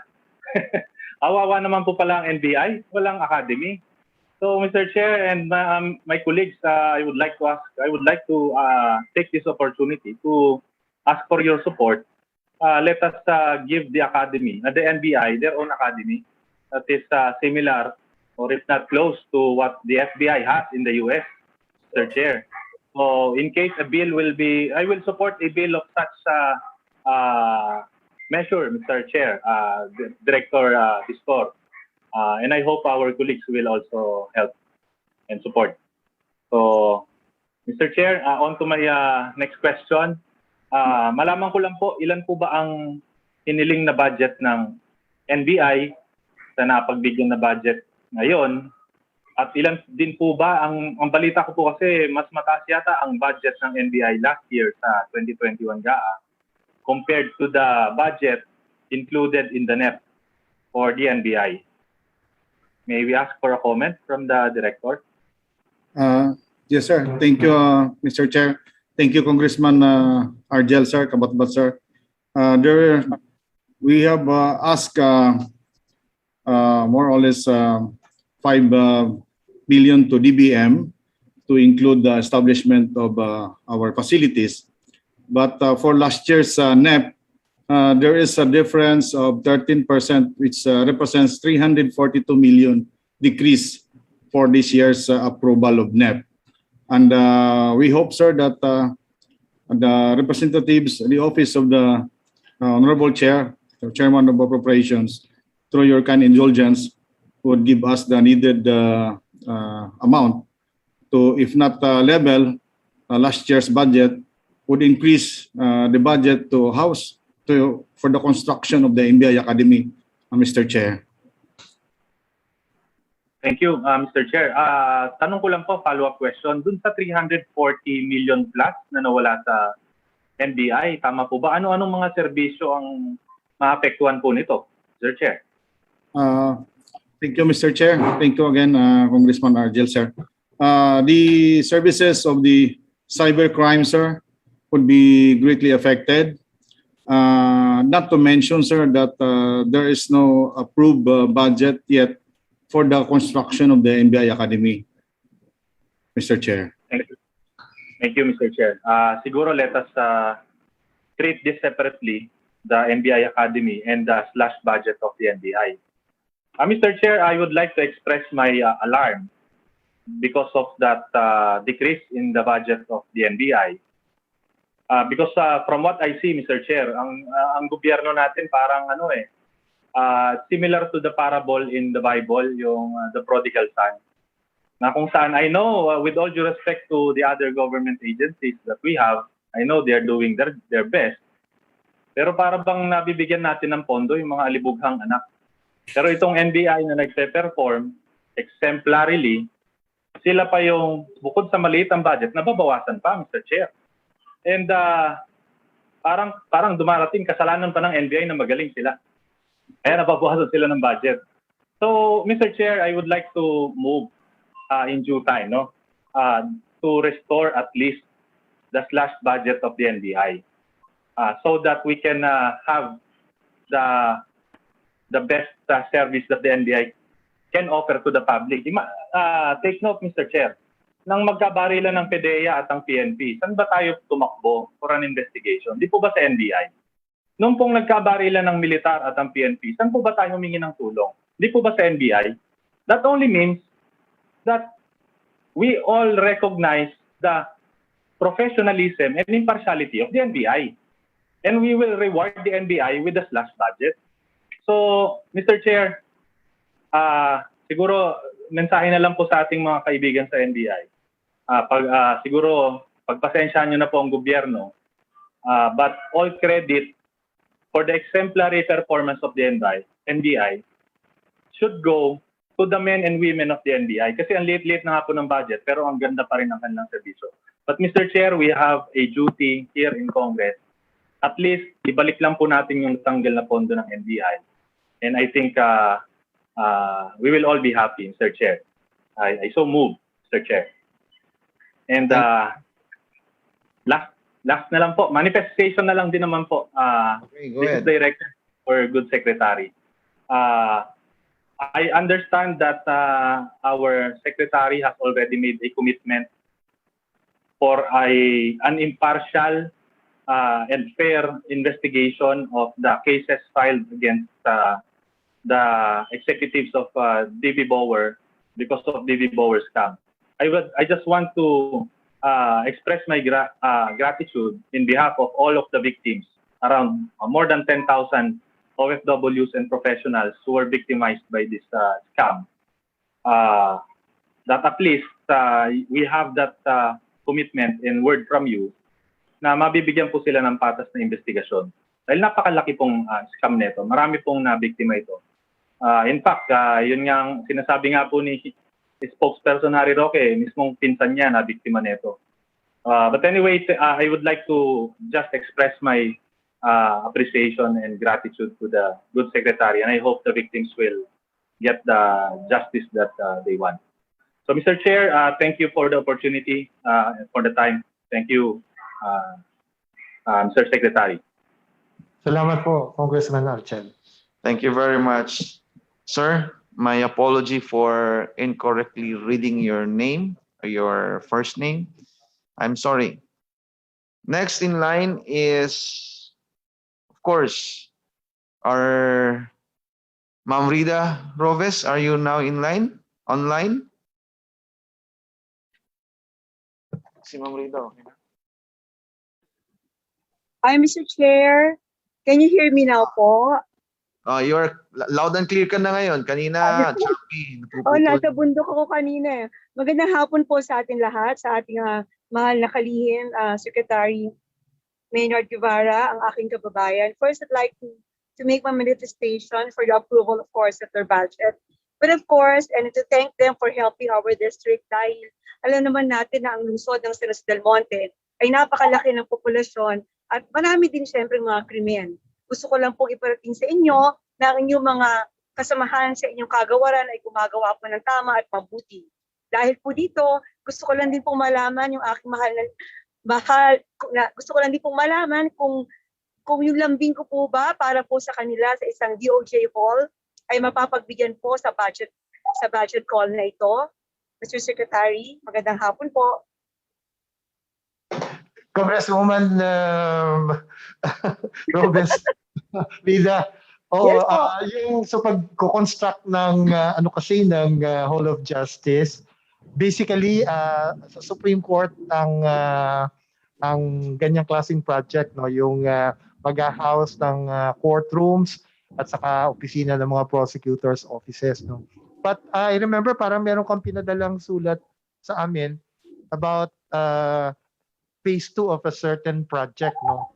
Yes po. Natanggap namin yung letter na yon at we have already endorsed it to the Supreme Court, Congressman Rida. Ipa-follow up na lang namin to make sure na gumagalaw siya. Opo. Salamat po, and I'm really sorry for getting into the wrong venue kasi talagang yung mga kasamahan niyo po dito really working very hard. Nakahanap po ako ng konting pondo, so napatayuan na po natin ang pasimula. Siyempre po, gusto ko po talaga maganda. Pagdating po lalo na sa justice system natin, infrastructure-wise and system-wise. Yun lamang po, and God bless you. Please stay safe and take care everyone to your department. God bless you, sir.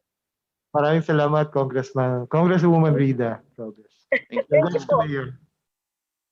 Thank you, Ma'am Rida. Next is the good Congresswoman from Kabataan Party List.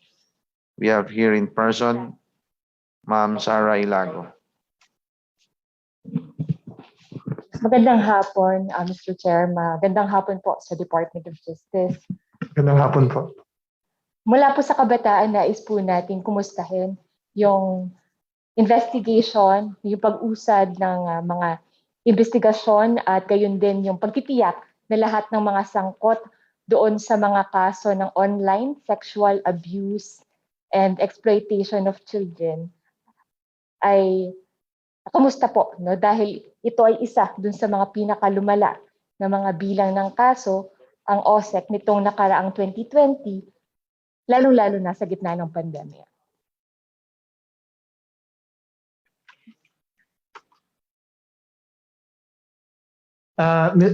Mr. Chair, Undersecretary Emeline Villar is in charge of matters pertaining to human trafficking, online sexual abuse of children, and so forth and so on.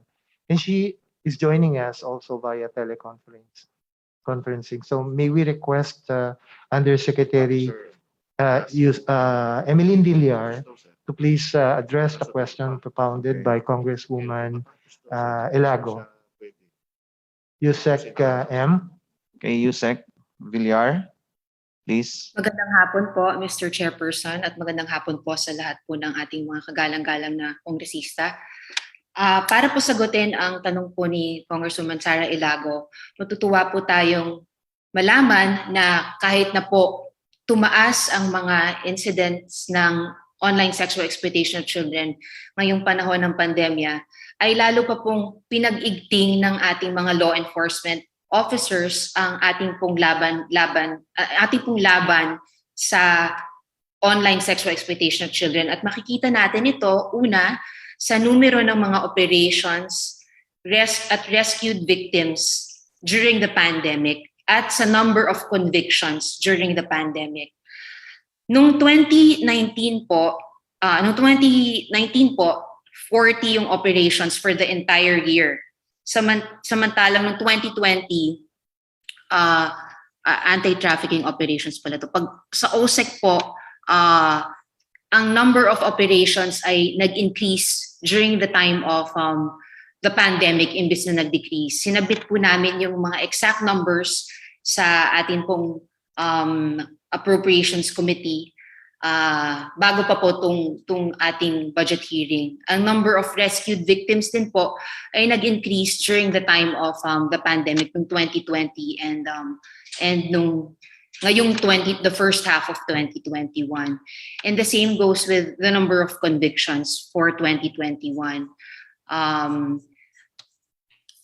Besides that po, during the pandemic, aside from the numbers of operations and victims rescued and the number of convictions, we have also increased our victim witness coordinators, which cater to the victims. In the past years, we've exerted, the IACAT has exerted more effort in order to make the victims, the care of the victims, the prosecution involving the victims less traumatic for them, less traumatic for the victims. So this has been seen by, I guess, the results of this. We can see that less victims now. A lot of the victims before desisted because the prosecution was too burdensome for them. Going through the trial was too burdensome for them. But adding victim witness coordinators, adding other policies such as going through less time in the prosecution, going through less court appearances, especially now that video conferencing is allowed, then it makes it easier for the victims to participate. This has also aided in our increase in the number of convictions for 2020 and 2021. So aside from that, we have conducted more trainings this year because, as we all know, trainings are now just conducted through online platforms, which make it easier for us to conduct these trainings and no longer needing physical appearance from the prosecutors, from the law enforcement agents. Another effort that we've done during the pandemic was to have better consultations with the judiciary, which have made a big impact on how our prosecutors and how our investigators handle the collection of evidence and the prosecution of cases due to this better coordination with the judiciary, with the judges and justices handling trafficking in persons cases and in particular OSEC cases. So all of these have led to a better result in terms of our response to OSEC, and we can see that based on the evaluation made by the U.S. Department of State Office to Combat and Monitor Trafficking, the Philippines has retained again our Tier 1 ranking, and we owe much of this because of our intensified efforts against OSEC in the last 2 years. May I, Mr. Chair? Yes, go ahead. Binabati po natin ang DOJ dito sa mas malaki na mga napapanagot natin ng mga perpetrators ng OSEC. Gayun din yung pagpapalawig doon sa mga programa para protektahan yung mga survivors ng OSEC. Sa katunayan po, dinala din ng representasyon na ito ang matter ng kakulangan doon sa pondo pagdating doon sa pagtitiyak na matulungan sa pamamagitan ng mga psychosocial support services, gayon din yung suporta sa pagbabalik aral o kaya naman yung pagtitiyak ng kanilang tamang nutrisyon at iba pa na mga pangangailangan na makakatiyak na nandyan yung suporta para sa kanila na makabangon muli, na makatiyak na sila po ay masusuportahan na maabot ang kanilang mga pangarap. Kaya naman Mr. Chair, nababahala po tayo doon sa laki din no, nung kaltas ng mga pondo pagdating dito sa Special Enforcement and Protection Sub-Program. Dito po ba natin kinukuha no, yung pondo para dito sa pagtugon sa mga OSIC cases? May sariling funding ang IACAT, Congresswoman, and we're a bit surprised that there was a reduction in the proposed budget for IACAT. So, but we leave it up to Congress to resolve that matter.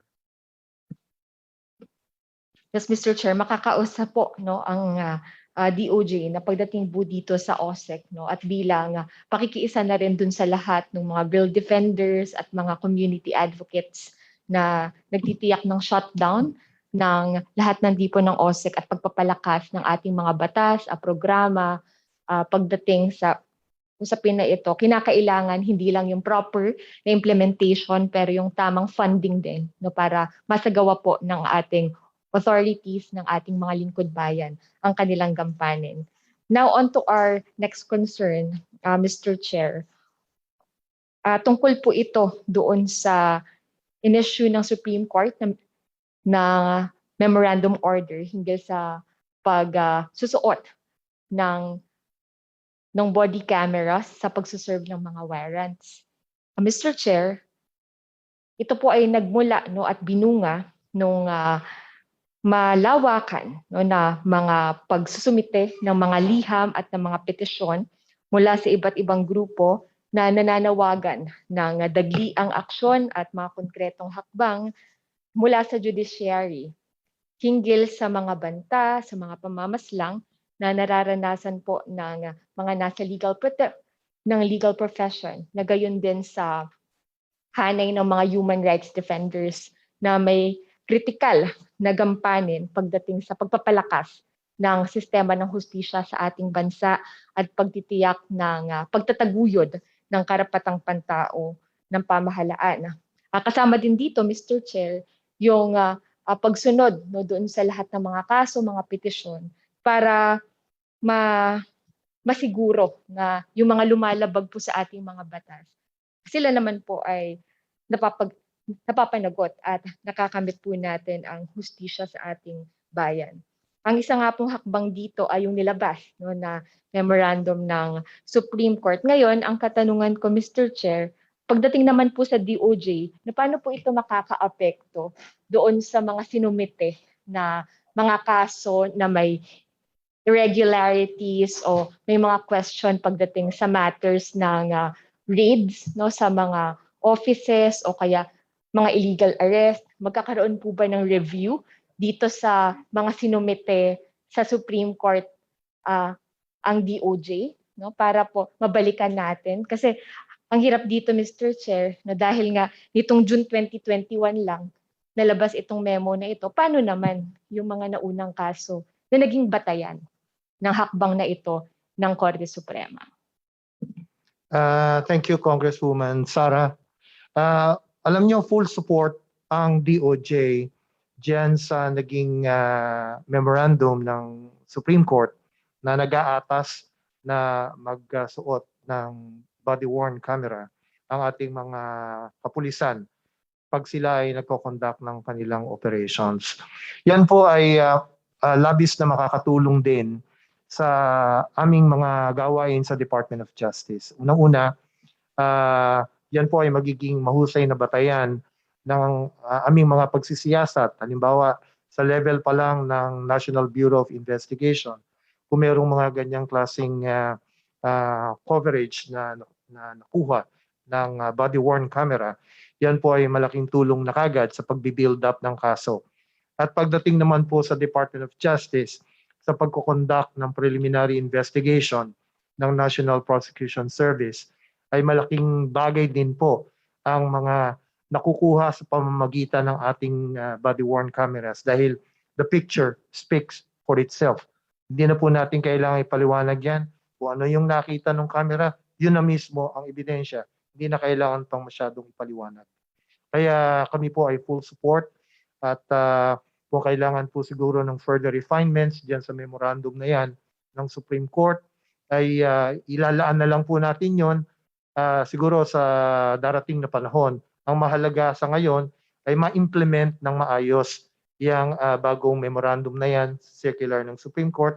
Tingnan po natin kung ano ang mabuting magiging resulta at kung ano man ang mga gaps, ano pa ang mga kulang na dapat ayusin ay siguro po sa mga susunod na memoranda or amendments ng Supreme Court dun sa existing memorandum ang kailangan gawin. Pero sa ngayon po, kailangan gawin po muna natin para masubukan natin. Okay, please wind up, Congresswoman Ilago. Yes, Mr. Chair. At tungkol lang po dun sa naging katanungan ko kung magkakaroon ba ng review o magbubuo ba ng a special na task force or committee to review all those cases that were brought before the Supreme Court that resulted to the release of such memorandum order. Si Yusek Adrian Sugay po ay maaaring masagot ang inyong katanungan. Ma'am, magandang hapon po. Nagkaroon po ng pagpupulong yan. Nagtawag po ng pagpupulong ang ating Supreme Court through the Philippine Judicial Academy. Ang naatasan po dyan na justice in charge dyan si Justice Mario Lopez. So tinawag nga ho lahat, pinulong yung mga lahat ng ahensya kasama ang Department of Justice para pag-usapan kung paano i-enforce itong bagong rule na ito on body-worn cameras, kung kailangan repasuhin yung certain provisions, at kung kailangan din kung paano i-roll out, magte-train ng mga trainers, yun ang gustong gawin ng Supreme Court through the Philippine Judicial Academy para tignan kung paano yung maayos na rollout at kung maaari din sana tignan kung ano yung gagawin dun sa mga existing na mga kaso na. Kasi isa sa mga isa sa mga komentaryo actually ng NBI, ng PNP, yung issue ng mga pending cases already. And in fact, even the National Prosecution Service gave its comments on the matter also. So, Congresswoman, pinag-aaralan po yan at ang pagkakaalam ko next week yung susunod na pagpupulong. We've already given all our comments. We submit yung DOJ and its attached agencies gave our comments on the body-worn camera rules. We gave it the other day, nung Monday lang ho, pursuant to a deadline set by the Supreme Court and the Philippine Judicial Academy. Bigyan po namin kayo dyan ng update as we go along. Inaayos po ng Supreme Court para maayos po yung rollout niya. Mr. Chair, dalawa po doon sa mga existing cases yung kaso ng nasa 30 na mga kabataan na naging biktima po nung sinasabi natin na set up ng mga raids, tapos mga planting ng mga bala, ng mga bomba na nagkakait po doon sa kanilang kalayaan ngayon. Banggitin ko po, yung isa ay estudyante ng Ateneo de Naga na si Sasa Santa Rosa at isang UP Cebu graduate na si Miles Albasen. Ibibigay po ng representasyon na ito ang information na meron tayo para ito po ay matugunan mismo ng DOJ at mabigyan tayo ng update.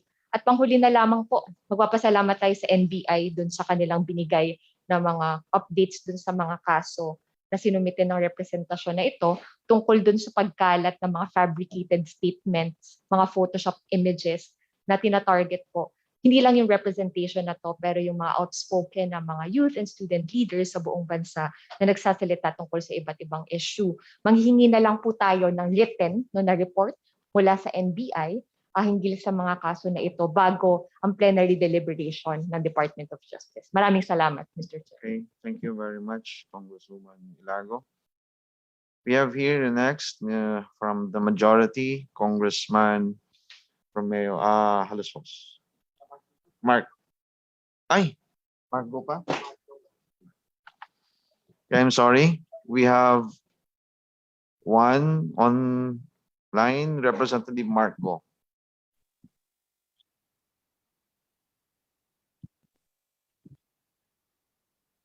Yes, Mr. Chair. Can you hear me, Mr. Chair? Loud and clear, Yeah. sir. Thank you. Thank you very much, Mr. Chair, for this opportunity. Maraming po salamat.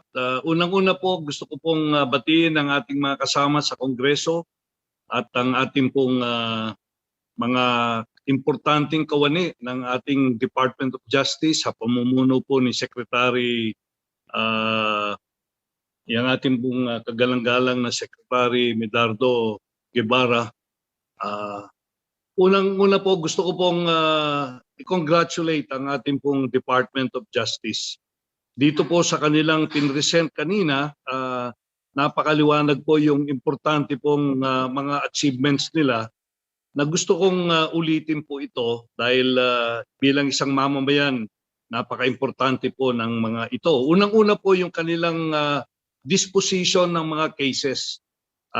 Nung pong nakaraang taon, tumaas din po yung kanilang disposition of cases. As of today or as of the end of 2020, nakasaad po rito na they've increased to 91.23%. Napakahalaga po niyan. At yung mga backlog, ito po yung naitanong ko nung pong nakaraang discussion natin sa budget ng DOJ, ito rin po ay nag-improve by 31.3% as of the end of 2020. Ang ibig sabihin po niyan, those cases na inaayos po nila within the 120-day period, lumaki po ang porsyento nito, naging more than or less than 70% as against yung before na napakataas po nito. Yung pong pangatlo, yung pong kanilang prosecution success, nag-increase po ito to 90.81% in 2020. Ito po ay napakahalagang accomplishments ng DOJ. Tayo nga sinasabi natin, justice delayed, justice denied. Ano po? Pero ito po ay nagpapakita na talagang ginagawa nila yung kanilang dapat gawin.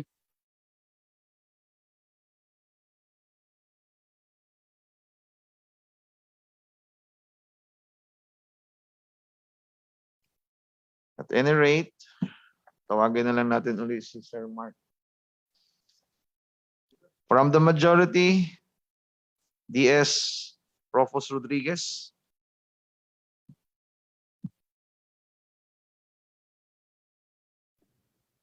Thank you very much, our dear chairman, my fellow Mindanaonon, the Honorable Roel Peter Gonzaga. Mayong hapon. May hapon, sir. May hapon. Please unmute, sir. Paki-unmute po, sir. Unmute. Yeah. Can you hear me now? Yes, sir. Go ahead. Yes, once again, our fellow dear Mindanaonon, the Honorable Roel Peter Gonzaga. Mayong hapon. Mr. Chairman, I made sure that I will be able to attend the budget hearing of the Department of Justice because of the exemplary achievements of the Department of Justice under the leadership of Secretary Minardo Guevara. Bar top na chair, Mr. Chairman. Coming from Ateneo de Manila, the best law school in Makati, because the best law school in Diliman is the UP College of Law. So anyway, let me just therefore state that from the presentation clearly, DOJ disposition of cases very high, better than the past administrations. And also DOJ rate of conviction also very successful. But one main thing, Mr. Chairman, that I would say about Secretary Guevara, he has an independent mind, even independent from the views of Malacanang.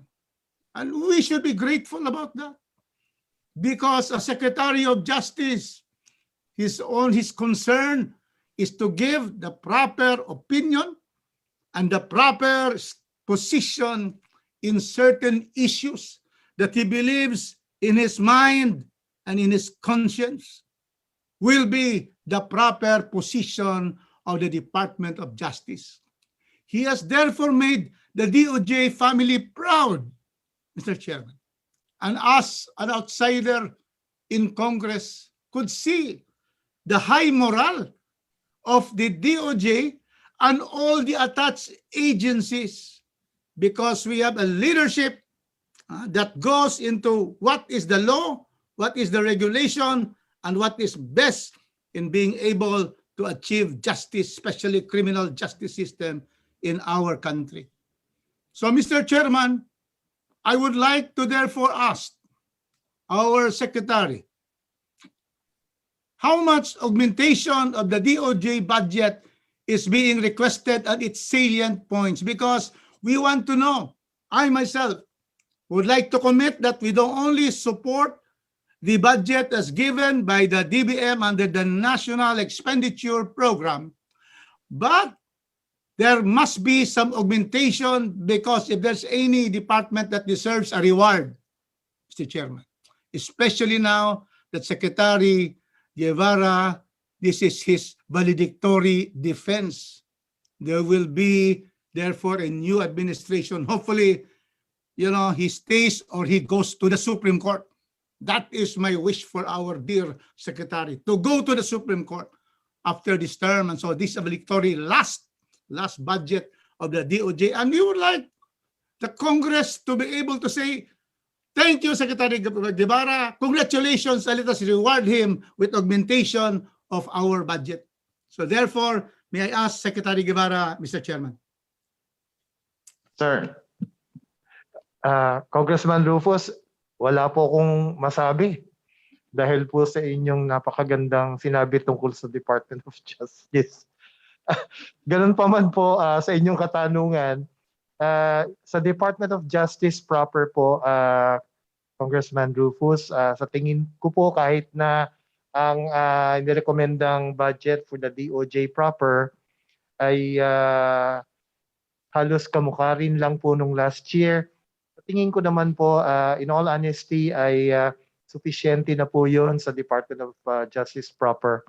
Pero hinihiling ko po sana sa Kongreso na yung sa aming mga attached agencies na tingin ko po ay masigit na nangangailangan ng ayuda, ng tulong mula sa Kongreso, ay sana po ay sila ang mabigyan ng kaukulang tulong ng Kongreso.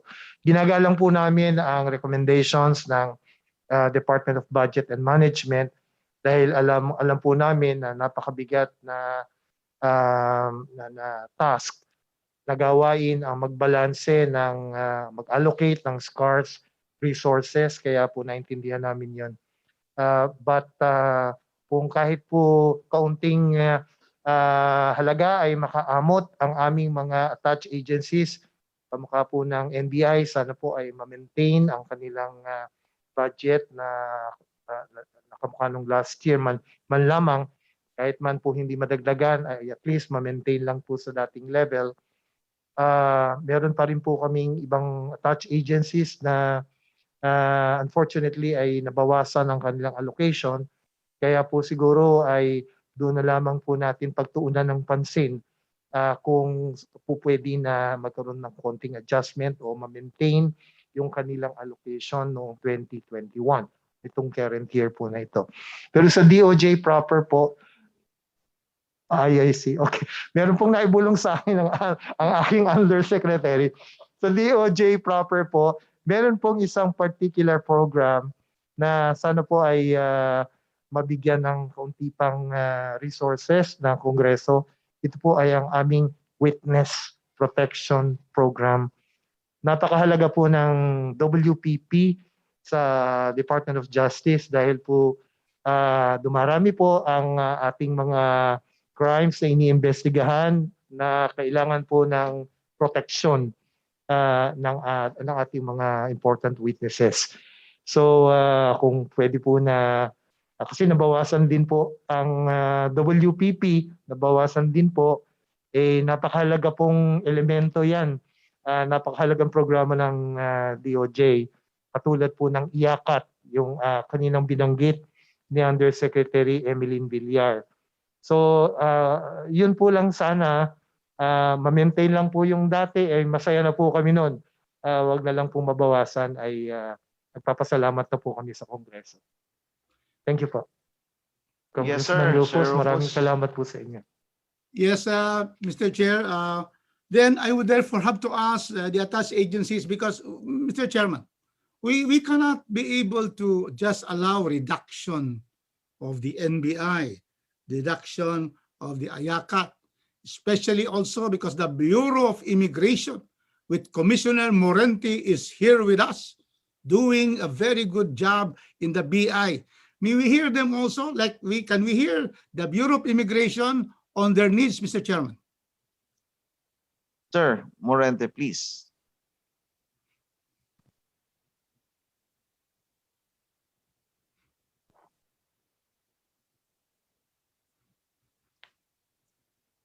Mr. Chair, habang hinihintay po natin si Commissioner Morente, ay gusto ko lang po sanang banggitin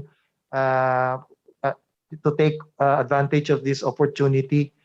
Wala pong kinalaman sa budget ng Bureau of Immigration.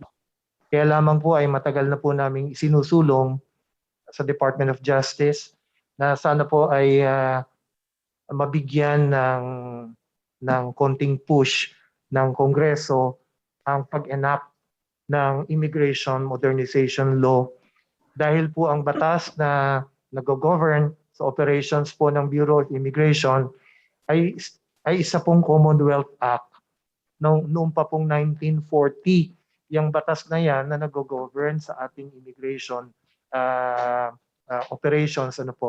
Kaya po nakikita natin na marami pong structural problems.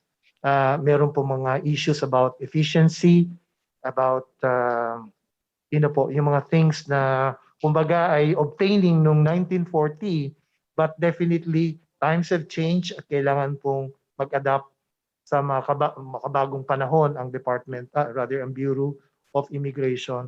Kaya po more than yung budgetary issues ng Bureau of Immigration, hinihiling po namin sa Kongreso, sa inyo po at sa Senado, na sana po ay mai-enact na bago po matapos ang sesyon ng Kongreso itong Immigration Modernization Law para po ma-improve natin ang services ng ating immigration. Yes, sir. Salamat po, Mr. Chair.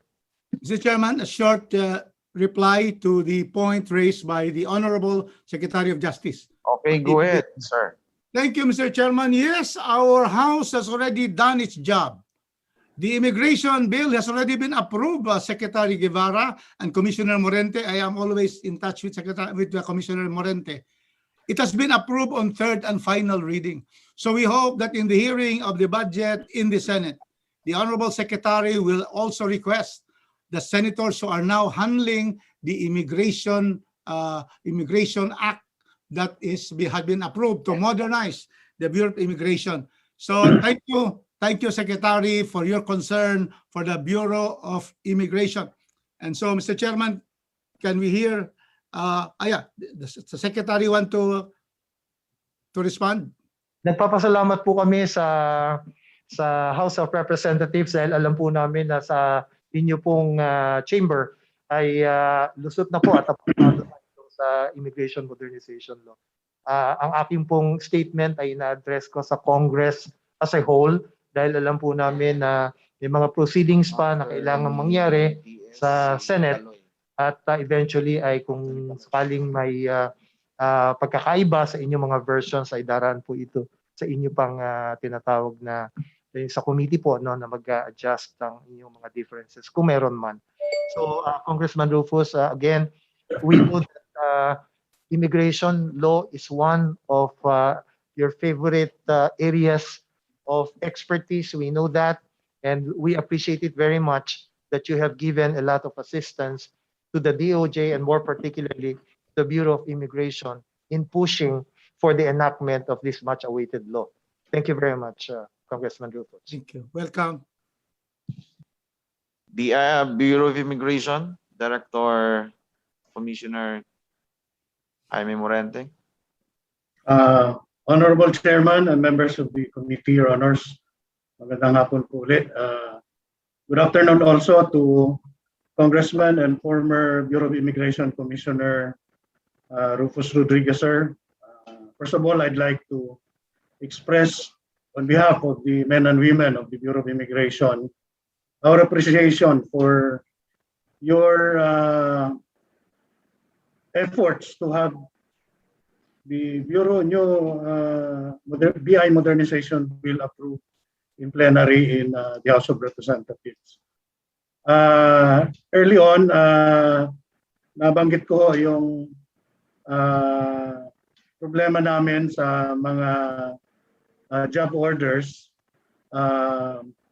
because we are lacking funds already for the payment of their salaries, considering that bumaba ho drastically yung collection namin sa Express Lane, which is the source of the payment of their salaries. And I have asked, and it was supported by Congressman Veloso, for an additional fund for 2022, considering that looking forward to 2022, the pandemic would still be there, and we would still have problems in the collections because of the travel restrictions. And it was supported by the Appropriations Committee. But I would also like, sir, to raise another issue, asking for additional funds in the amount of 5 million. This is in line with our one of the major projects of the Bureau, which is the digitization of Bureau of Immigration records. Napakarami na ng records namin. Punong-puno na yung storage facility namin. And I think it's time for the Bureau to digitize its records para napakadali yung i-pull out yung mga data na ganito. Kasi from time to time, other agencies approach our Bureau asking for records way back several years ago, and we have to manually get these records, shift to our files, just to get a single record. So may I also ask, sir, for consideration of the amount of 5 million for the digitization project of the Bureau. Thank you, sir. Thank you very much, Commissioner Morente. I will have my last question to be on the time, Chairman Gonzaga. So to shorten the proceedings, Madam Chair, Mr. Chairman, I would therefore like to ask the attached agencies. The DOJ is okay on their 2022 budget, except the Witness Protection Program augmentation. So we would request Secretary Guevara to give us, the committee, the amount needed for the Witness Protection Program. Now, the BI is asking for 5 million, and there could be more. So we would like to ask them to submit as soon as possible the NBI, the IACAT, and all the others to be able to just maintain their levels, as stated by Secretary Guevara. So what are these amounts that should be restored to maintain them at the present level, to be able for them to have the necessary resources to implement their programs? And so, Mr. Chairman, I would like to therefore end this by manifesting, Mr. Chairman, my strong support for the budget of the Department of Justice. After all, my father was provincial prosecutor, and that made me finish my De La Salle studies, the best university in Taft Avenue, and then to go to law, because I would take my salary of my father from Padre Faura. And so I am therefore asking that we support the budget of the DOJ, plus the Witness Protection Program, plus the augmentation of all the attached agencies like Bureau of Immigration in going back and restoring, as requested by the Secretary, to their 2021 levels. Thank you very much, Mr. Chairman, for giving me all this time to be able to manifest and to ask questions to the Honorable Secretary. Good afternoon, Mr. Chairman. Thank you very much, Maraming DS salamat Rufus po. Rodriguez. Next, we have from the minority. Wala na? Okay. Representative Margo, are you still in the Zoom? Yes, Mr. Chair, thank you very much. I'm sorry I had a little technical problem here in our city.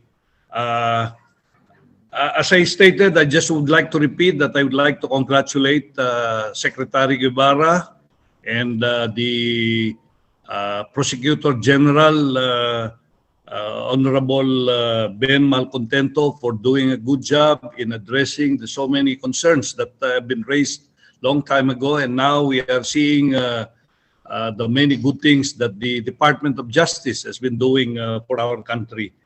Having said that, Mr. Chair, I would like to ask our Secretary, the budget that you have asked before the approval in the Department of Budget of 26.26 billion, magkano po yung rinikomenda ninyo sa Department of Budget? As against what is approved and indicated in the NEP? Congressman, ang na-recommend po, what we propose to the DBM ay nasa more or less in the amount of 51 billion pesos po. Yun po ang sinubmit namin sa Department of Budget and Management. Pero ang in-approve po nila ay yung 24.7 billion pesos. So, halos kalahati po ang inislas nila. Meron po ba kayong mga programs na maapektuhan nito because of this reduction in your budget as indicated in the NEP?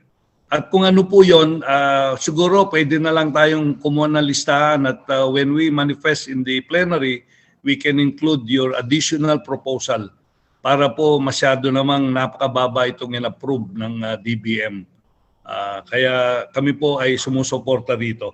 Yung pong pangalawang tanong ko, Mr. Secretary, yung pong ating unfilled positions, in 2021, this year, you have unfilled positions of 5,670. And you are expecting that in 2022, you will have the same unfilled positions of 5,670, which is basically 22.1% of your approved plantilla positions. Wala po ba tayong plano na i-fill upan ito between now and early part of next year so that you will be able to probably do a lot of things that you have not considered probably doing because of the lack of the people necessary for your department?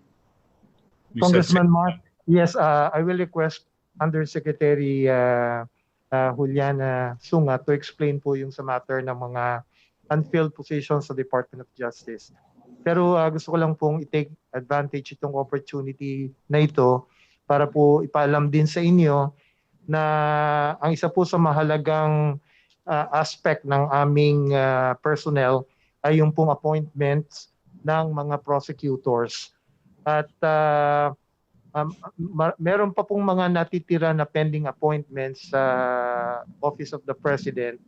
At kami po ay umaasa na mga around 300 pa po yung more or less na inaasahan namin na lalabas bago matapos ang termino ng ating presidente. Kaya kung sakali po na ang mga items na ito na sa National Prosecution Service ay lahat ma-fill up at lumabas ang mga appointments bago po matapos ang administrasyon, ay napakalaking bagay po sa Department of Justice ng National Prosecution Service ay halos fully staffed. Sa ngayon po ay tuloy-tuloy ang paglabas ng mga appointments ng mga prosecutors mula sa Malacanang, kaya kami po ay nagpapasalamat sa Office of the President. Ganun pa man ay marami pa pong ibang positions, not necessarily sa prosecution service, na hindi pa po na-fill upan, at yan po ang ipapaliwanag ni Undersecretary Sunga, Congressman Mark. Magandang hapon po. Yung pong nabanggit nyo na vacancy rate or yung authorized position po ng Department of Justice as of December 31 ay 6,460 at ang aming pong field position ay 5,261 or meron na lang po kaming 19% na or 1,199 na vacancy rate. Ito po ay data noong December 31, 2020. Pero as of June, dahil alam po namin na kinakailangan talagang matugunan namin yung mga pangangailangan namin sa personnel, as of July 31 po, halos 18% na lamang po yung aming vacancy rate dahil tuloy-tuloy po na ang pag-appoint ng Secretary of Justice doon sa mga plantilla positions na hindi na, or yung mga administrative positions na hindi na siya po mismo yung nag-a-appoint. Dahil kung titingnan niyo po, dalawang klase yung sa plantilla positions ng DOJ.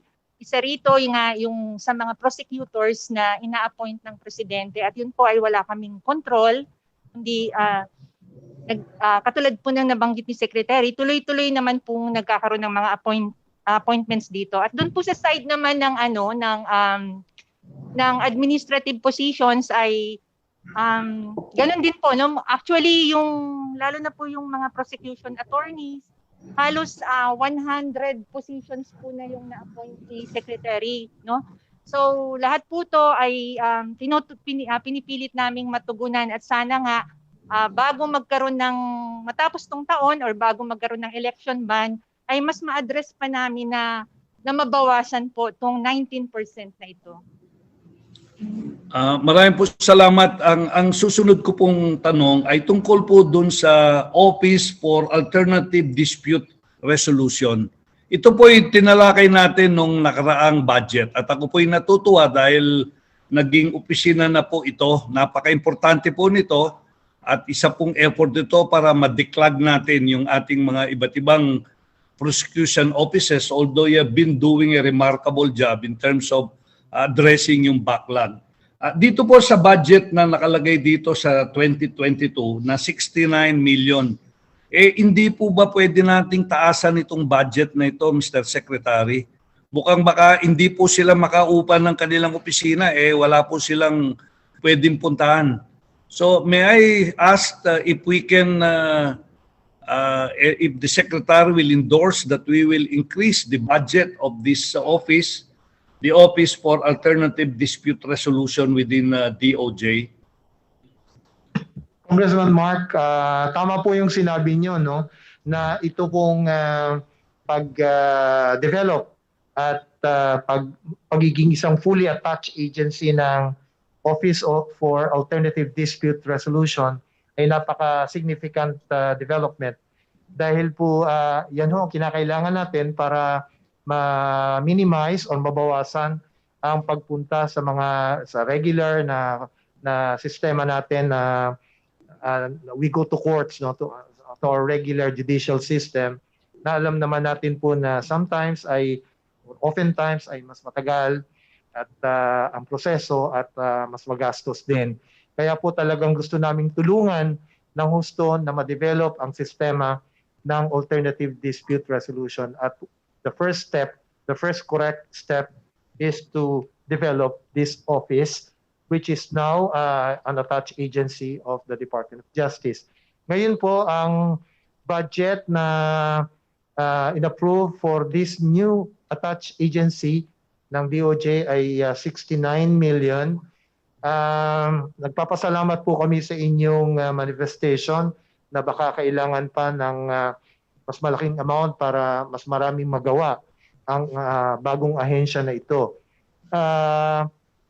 Wala po sa akin sa ngayon, Congressman Mark, kung magkano po ang na-propose ng Office of the Alternative Dispute Resolution. But we will consult po the leadership of the OADR and we'll ask them if the amount allocated to them by the DBM will be sufficient, 69 million.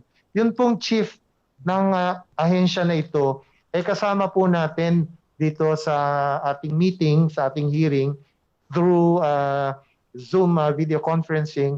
Si Chief or Director Irene Alogok po ay nandito at maaari po natin siyang tanungin, Congressman Mark, kung sa tingin niya ay sufficient na for the initial operations next year ng OADR ang amount of 69 million.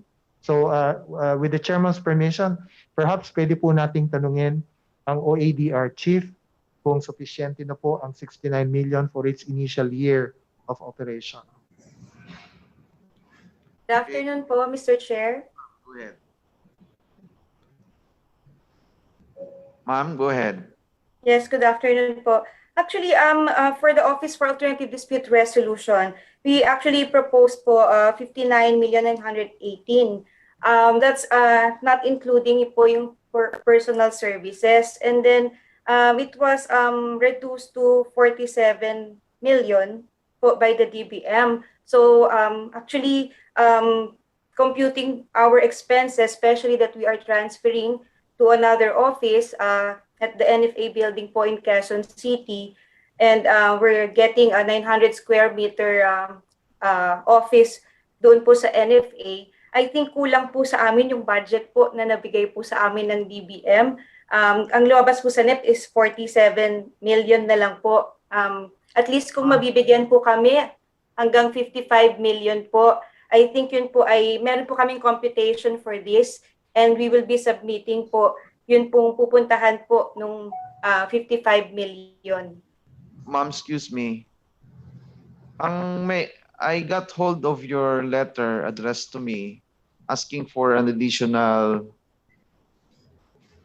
from 47 as approved by the NEP to 55 million. Yes Ang po, Mr. sulat Chair. mo, di ba? Yung proposal ng OADR, 59 million, and according to your letter addressed to this representation, ang approved sa DBM or sa NEP, 47 million. Tapos, nangihingi kayo ng additional 8 million. So, the total is 55 million. Pero dito naman sa NEP for 2022, 69 million ka.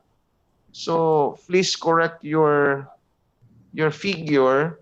Kasi kami rito, when I read your letter asking for more, meron ka namang 69 million. Hinihingi mo 55 million lang. So, Yes po, Mr. Chair. Because yung 69 million po, that includes po yung for personal services already na 22 million po. So, opo, kasama po siya doon, nakatack-in po doon sa 69 million. But really, for the NEP, we're only given 47 million po. okay, ma'am, kindly validate, recheck or reassess your letter addressed to this representation of this committee. Baka mabasa to ni Sir Rufus Rodriguez, magalit sa atin yun. Ha? Thank you. Mr. Chair, Director Irene, so if we will remove yung PS na dito sa amin kasi nakalagay sa NEP is 21 million yung PS ninyo. Yung MOOE ninyo is 48 million. So what you wanted to do is increase yung 48 to 55. Yung ba yun? Yes po, Mr. Chair. So that means you will have only an additional 5 million na gusto ninyo.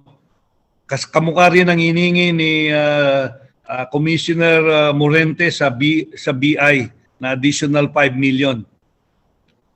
7 million po, Mr. Chair. 7 million. Okay. So 7 million. So Mr. Chair, we will manifest the additional 7 million during the plenary so we can increase the budget of the Office of the Alternative Dispute Resolution, Mr. Chair. So I will end my interpellation from here. And again, thank you very much, Secretary Guevara and the other officials of DOJ and my chair of this committee. Maraming po salamat at magandang hapon po sa lahat. Thank you. Maraming salamat po, Congressman Mark. Thank you very much, Congressman Mark. For the second round, do we have Carlos Sagani Sarati online? Yes, Mr. Chair. Yes, you have 5 minutes. Thank you. 5 minutes, Congressman Caloy. Thank you, Chair. Doon na lang po sa mga ilan pang concerns na hindi ko na-raise kanina. Again, may I get a reply from the Secretary? Of late, na-observe namin, Mr. Chair, no, na hindi lang naman nitong bago, pero mga nakaraan pa, na meron pong mga human rights defenders, activists, no, na sinasampahan ng kaso away from their even residence. No? For example, si Mr. Windel Bulingit, I known not only locally but internationally, IP advocate. No? He is the chair of the Cordillera People's Alliance. So nasa Cordillera siya, nasa Baguio. Sinampahan siya ng kaso ng military doon sa Davao del Norte. And he was only surprised na may warrant of arrest na sinampa sa kanya dahil apparently the prosecutor resolved the case dahil yung address na binigay sa kanya is an address only in Davao province, no, na hindi nga niya napuntahan, no? And in that particular case, hindi lang si Mr. Bulingit, no? Marami sila.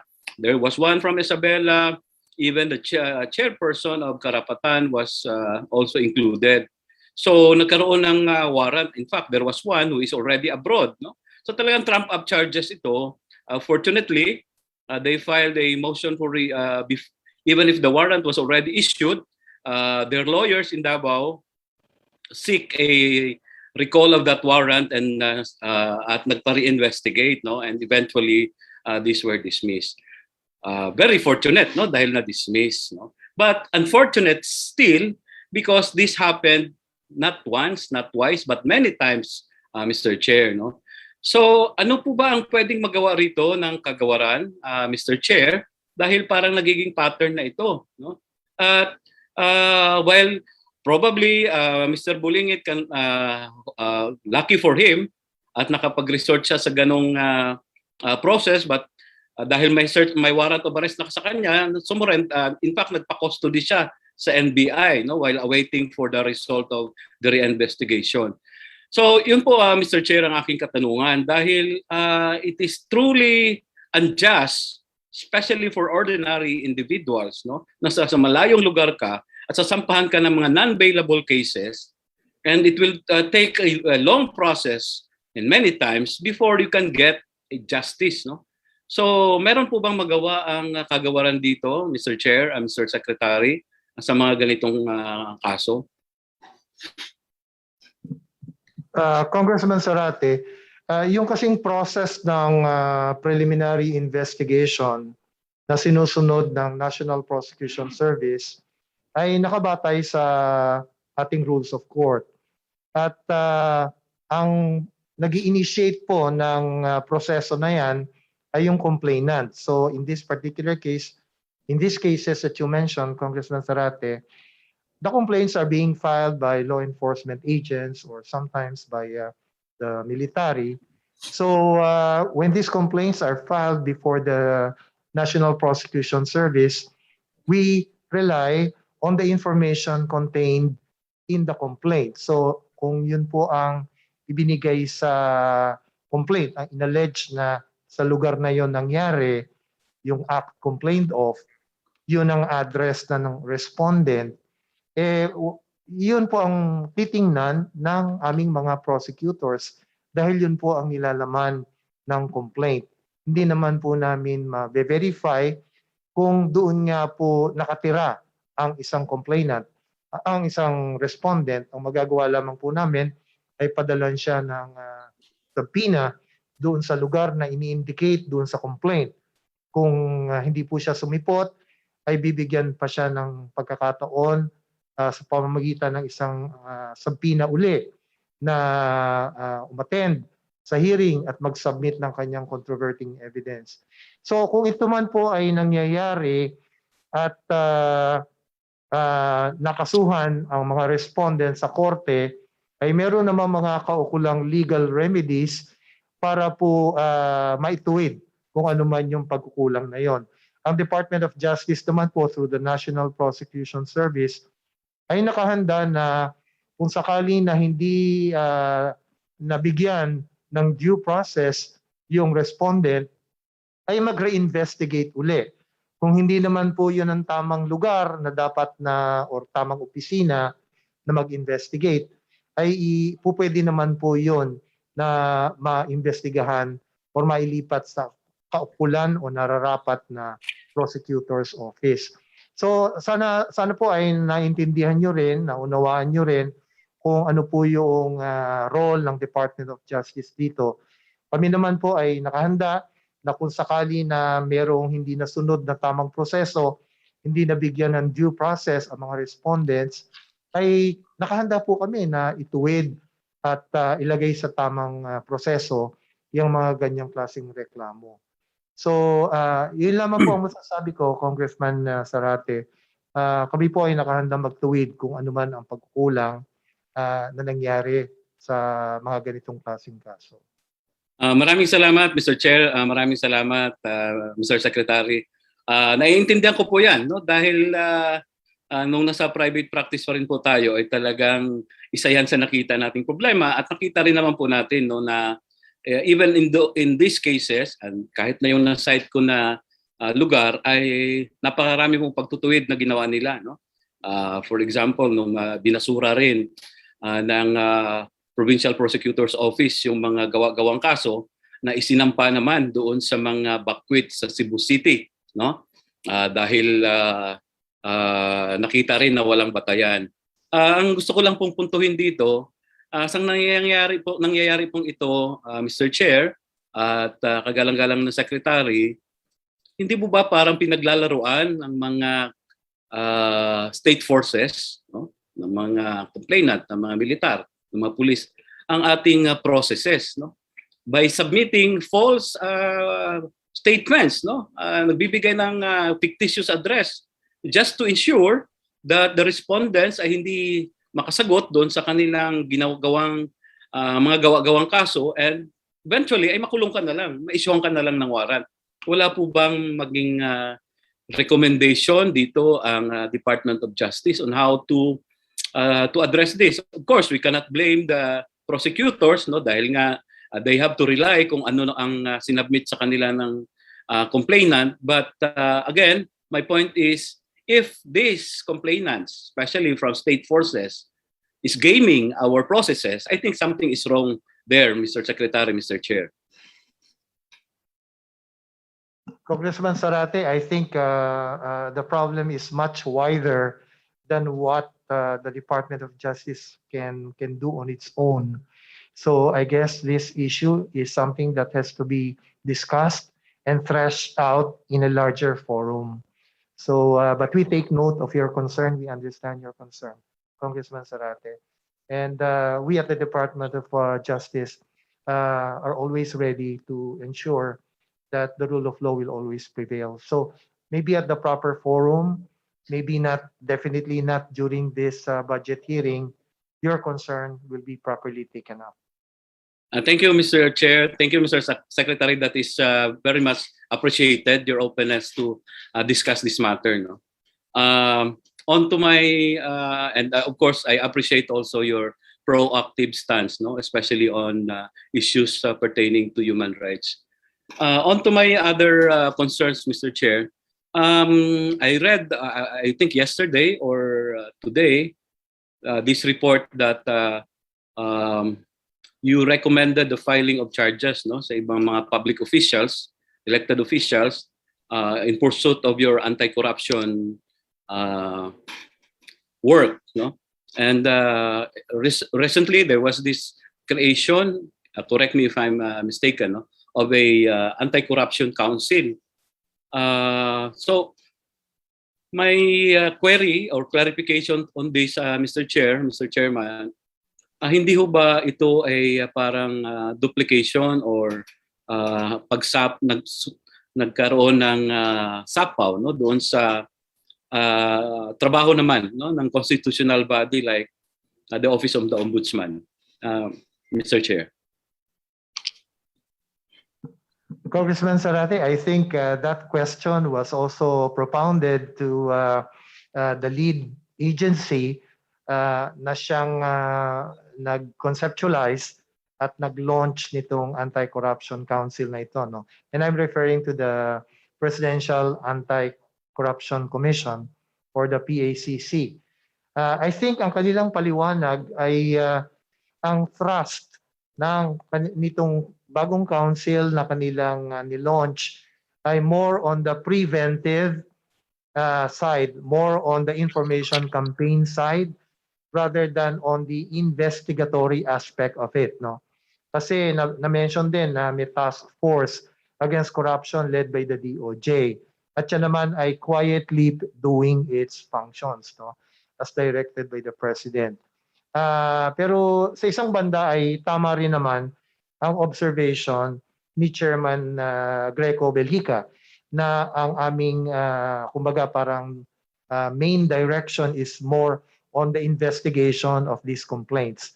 Ngayon, ang sinasabi nila ay yung sa kanila, yung sa new council is more on the educational and preventive aspect, no? So to that extent, palagay ko ay they will supplement rather than overlap or duplicate yung functions ng Office of the Ombudsman or even the DOJ led task force against corruption. So let's just keep that distinction very clearly as we go along para walang masasayang na effort, walang masasayang na time and resources if we keep on duplicating each other's functions. So let's just stick to the kumbaga parang perceived lines of operations or expertise itong various groups. Of course, we welcome naman Congressman Zarate na merong mga efforts from all sides hoping to deal with the gargantuan problem of corruption. But we also see your point na maybe in fighting this big problem of corruption ay wag masayang ang scarce government resources by duplicating each other's functions and responsibilities.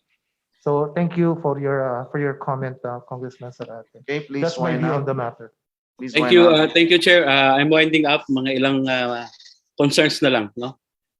Related to fighting COVID-19 pandemic, no? Natanong na rin ng mga kasamahan ko yung we have to also prioritize our PDLs, no? Yung mga nakakulong dyan sa Bureau of Correction. May concern, another concern na gusto kong itanong sa kagalang-galang na secretary. Our prosecutors are also on the front line, no? In fact, kung hindi nila lockdown yung Hall of Justice ay nandoon sila, no? And I'm also concerned with the other, of course, employees and na nandyan sa ating mga different halls of justice, no? So may query to this on this, Mr. Chair, Mr. Secretary. In your budget ba, meron kayong inilaan na pondo para man lang there will be regular, for example, antigen test for our employees in the Department of Justice, in our prosecution service, no? For them to be, you know, habang nagtatrabaho sila ay malalaman nila if kasi they're exposed, no? Even yung nagkakandak ng mga inquest proceedings, no, they are exposed and vulnerable to the spread of COVID-19. So is there a particular item sa inyong budget on this, Mr. Chair, Mr. Secretary? Quite unfortunately, Congressman Zarate, wala kaming hiniling na parang separate allocation for anti-COVID measures. But to the extent possible, doon sa kaya ng aming MOOE budget ay nire-reimburse namin ang mga empleyado ng Department of Justice na nag-incur ng personal expenses like sa swab, sa mga testing, swab testing for example or antigen, para lamang kahit papano, Congressman, makatulong kami sa mga empleyado ng DOJ in meeting this challenge of COVID-19. Pero wala kaming specific request in the 2022 budget for an allocation pertaining to this kind of measure. Thank you, Mr. Secretary. I think that is truly unfortunate. In fact, if I may say, dapat ho yung mga talagang mga agencies natin na frontline should have requested, no? Kung ang 2022 budget natin na more than 5 trillion is an is like COVID-19 or a pandemic budget, alam naman po natin siguro, alam natin, of course, no, na itong pandemic will not stop next year. It will continue and we'll have to live with it. But living with it should also be in line with how to live with it, no? And part na rito yung testing talaga, no? So in fact, I am recommending to our committee sub-chair, no, on the budget of the DOJ and the appropriations committee to probably look into this, no, and allocate and realign some portions of this budget to even kahit na antigen test na lang, no? Wag na muna yung RT-PCR dahil yung antigen test ay malalaman na kaagad natin if one is contagious or not, no?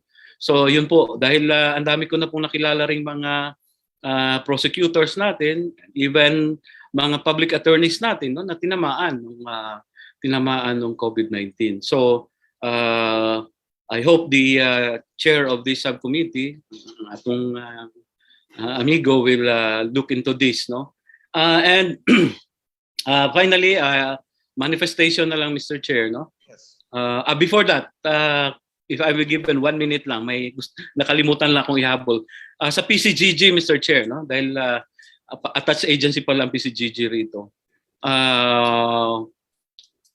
I'm glad that ang PCGG is still existing, no? At hindi ito naging isang separate agency pa rin ito.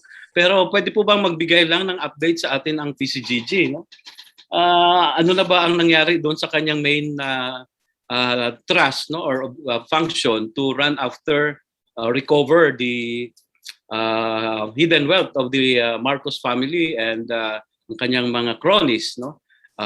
Decades na ang dumaan at parang hanggang ngayon ay parang nasa limbo tayo. Ano na ba ang status nung ginagawa ng PCGG, Mr. Chair?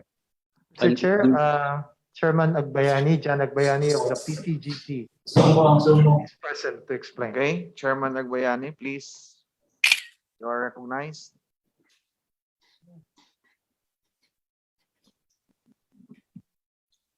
He's nakamute yung mic nila, Mr. Chair.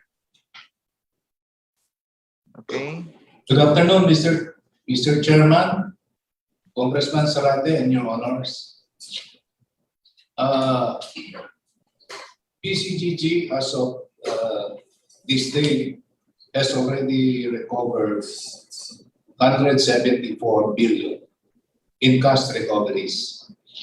And basically, this amount of money has been distributed to our agrarian reform program in the amount of 79 billion,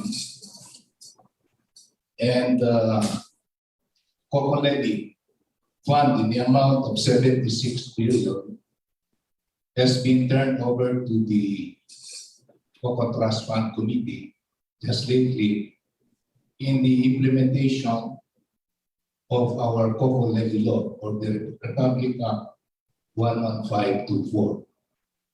At present, PCGG is actively participating in the complete accounting and inventory of the Coco Levy assets, both cash and non-cash. That is the present activity of the PCGG. Likewise, Mr. Chairman, we have set aside more or less 11 billion to implement the provisions of the Human Rights Victims Law in order to compensate our human rights victims. And at present, we still have some items in litigation involving assets of around 125 billion, and we have assets worth around 50 billion for sale or for privatization. That is basically the framework of what PCGG did and is presently doing for the country? Thank you, Mr. Chair. Thank you, Chairman Agbayani. Pahingin na lang po ng detailed report, no, from PCGG, and hopefully this will be submitted prior to the plenary deliberations para po makapagtanong pa tayo ng detalyado dahil po sa napakalimitadong oras ngayon. Can we get that commitment, Mr. Chair, from Yes, Chairman Mr. Agbayani? Chair. Yes, Congressman Sala. We do that. And thank you. And finally, short manifestation, Mr. Chair. I also would like to express, no, our support doon sa panawagan na ibalik yung kinaltas na budgets, specifically sa National Bureau of Investigation. No? This is the primary investigation agency ng department, and hindi lang mga common crimes kundi even anti-corruption investigation. No? So napakalaki po na magiging papel nito, Mr. Chair, at bakit kakaltasan mo ng budget? No? Marami pong budget na pwedeng i-realign dyan. Andyan yung 28 billion ng MTFL Cap. No? Mas mabuti pang ilagay na yan sa NBI at mapapakinabangan ito ng NBI, Mr. Chair, sa halip na gamitin ito sa red tagging. Ano? So yun lang po, Mr. Chair. I'm also fully supportive of the move of our colleagues, no, in calling for the restoration of the cut budget of the National Bureau of Investigation. Maraming salamat, Mr. Chair. Thank you to Secretary Guevara and the DOJ family. Okay, thank you, Kong Kaloy. Next, we have Congressman Holosos. Thank you, Mr. Chair. Mr. Chair, can I ask just one question? Questions for the DOJ regarding the House Resolution 811 of the 14th Congress, which asked the DOJ to investigate the killings and illegal drugs in Zamboanga del Norte. Can I ask for a report? Not now, but you can submit a report to what has been done since then. We will do so immediately, Congressman. Thank you, Secretary. So there being no other members who wish to interpolate, may I move, Mr. Chairman, to terminate the budget hearing of the proposed budget of the DOJ and its attached agency for the fiscal year 2022. I so move, Mr. Chairman. Before we second, Mr. Chair, I'd like to manifest something. Mr. Chair. Come again. Yes, I'm ready to second the motion, but before I second the motion, Mr. Chair, I would like to manifest something. There's no move to terminate the budget hearing and duly seconded by Congressman Ping Tihada. There is no objection. Therefore, Mr. Chair, may manifestation pa daw si Kong Ping. I would like before you close before we go to the second the motion, Mr. Chair. Mr. Chair, may I be allowed to say a little something before you adjourn? Go ahead, sir. Mr. Chair, on behalf of the Department of Justice, its constituent and attached agencies, I would like to personally thank the Committee on Appropriations of the House of Representatives for expressing your full support for our budget proposal for the year 2022. And I would like to also to personally express how amazed I am that since 2018, when I assumed the position of Secretary of Justice, I have observed that we are one of the very fortunate agencies na hindi kino-question ang budget, hindi ini-slash ang kahit na anong budget allocation, and instead, ang Kongreso mismo ang naghahanap ng paraan para madagdagan ang aming budget proposal. For that, Mr. Chair, I express the heartfelt gratitude of the DOJ and all of its constituent and attached agencies. Maraming salamat po. Thank you and congratulations, the DOJ family. The motion is now approved. This budget hearing is now suspended.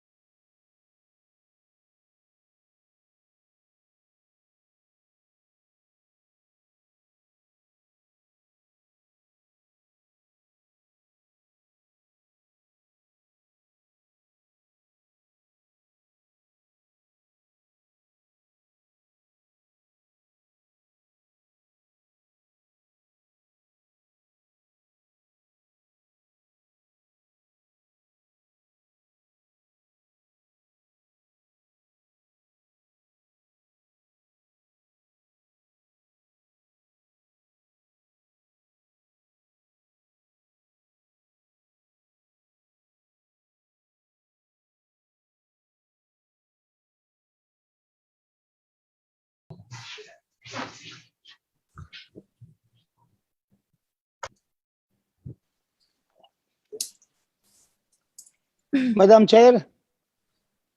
Yes, Vice Chair, call PD. I most respectfully move to dispense with the calling of the roll call. There's a motion to dispense with the calling of the roll. There being no objection, the motion is hereby carried. Reading and approval of the minutes of the September 2, 2021 meeting. Do I hear a motion to dispense with the reading of the September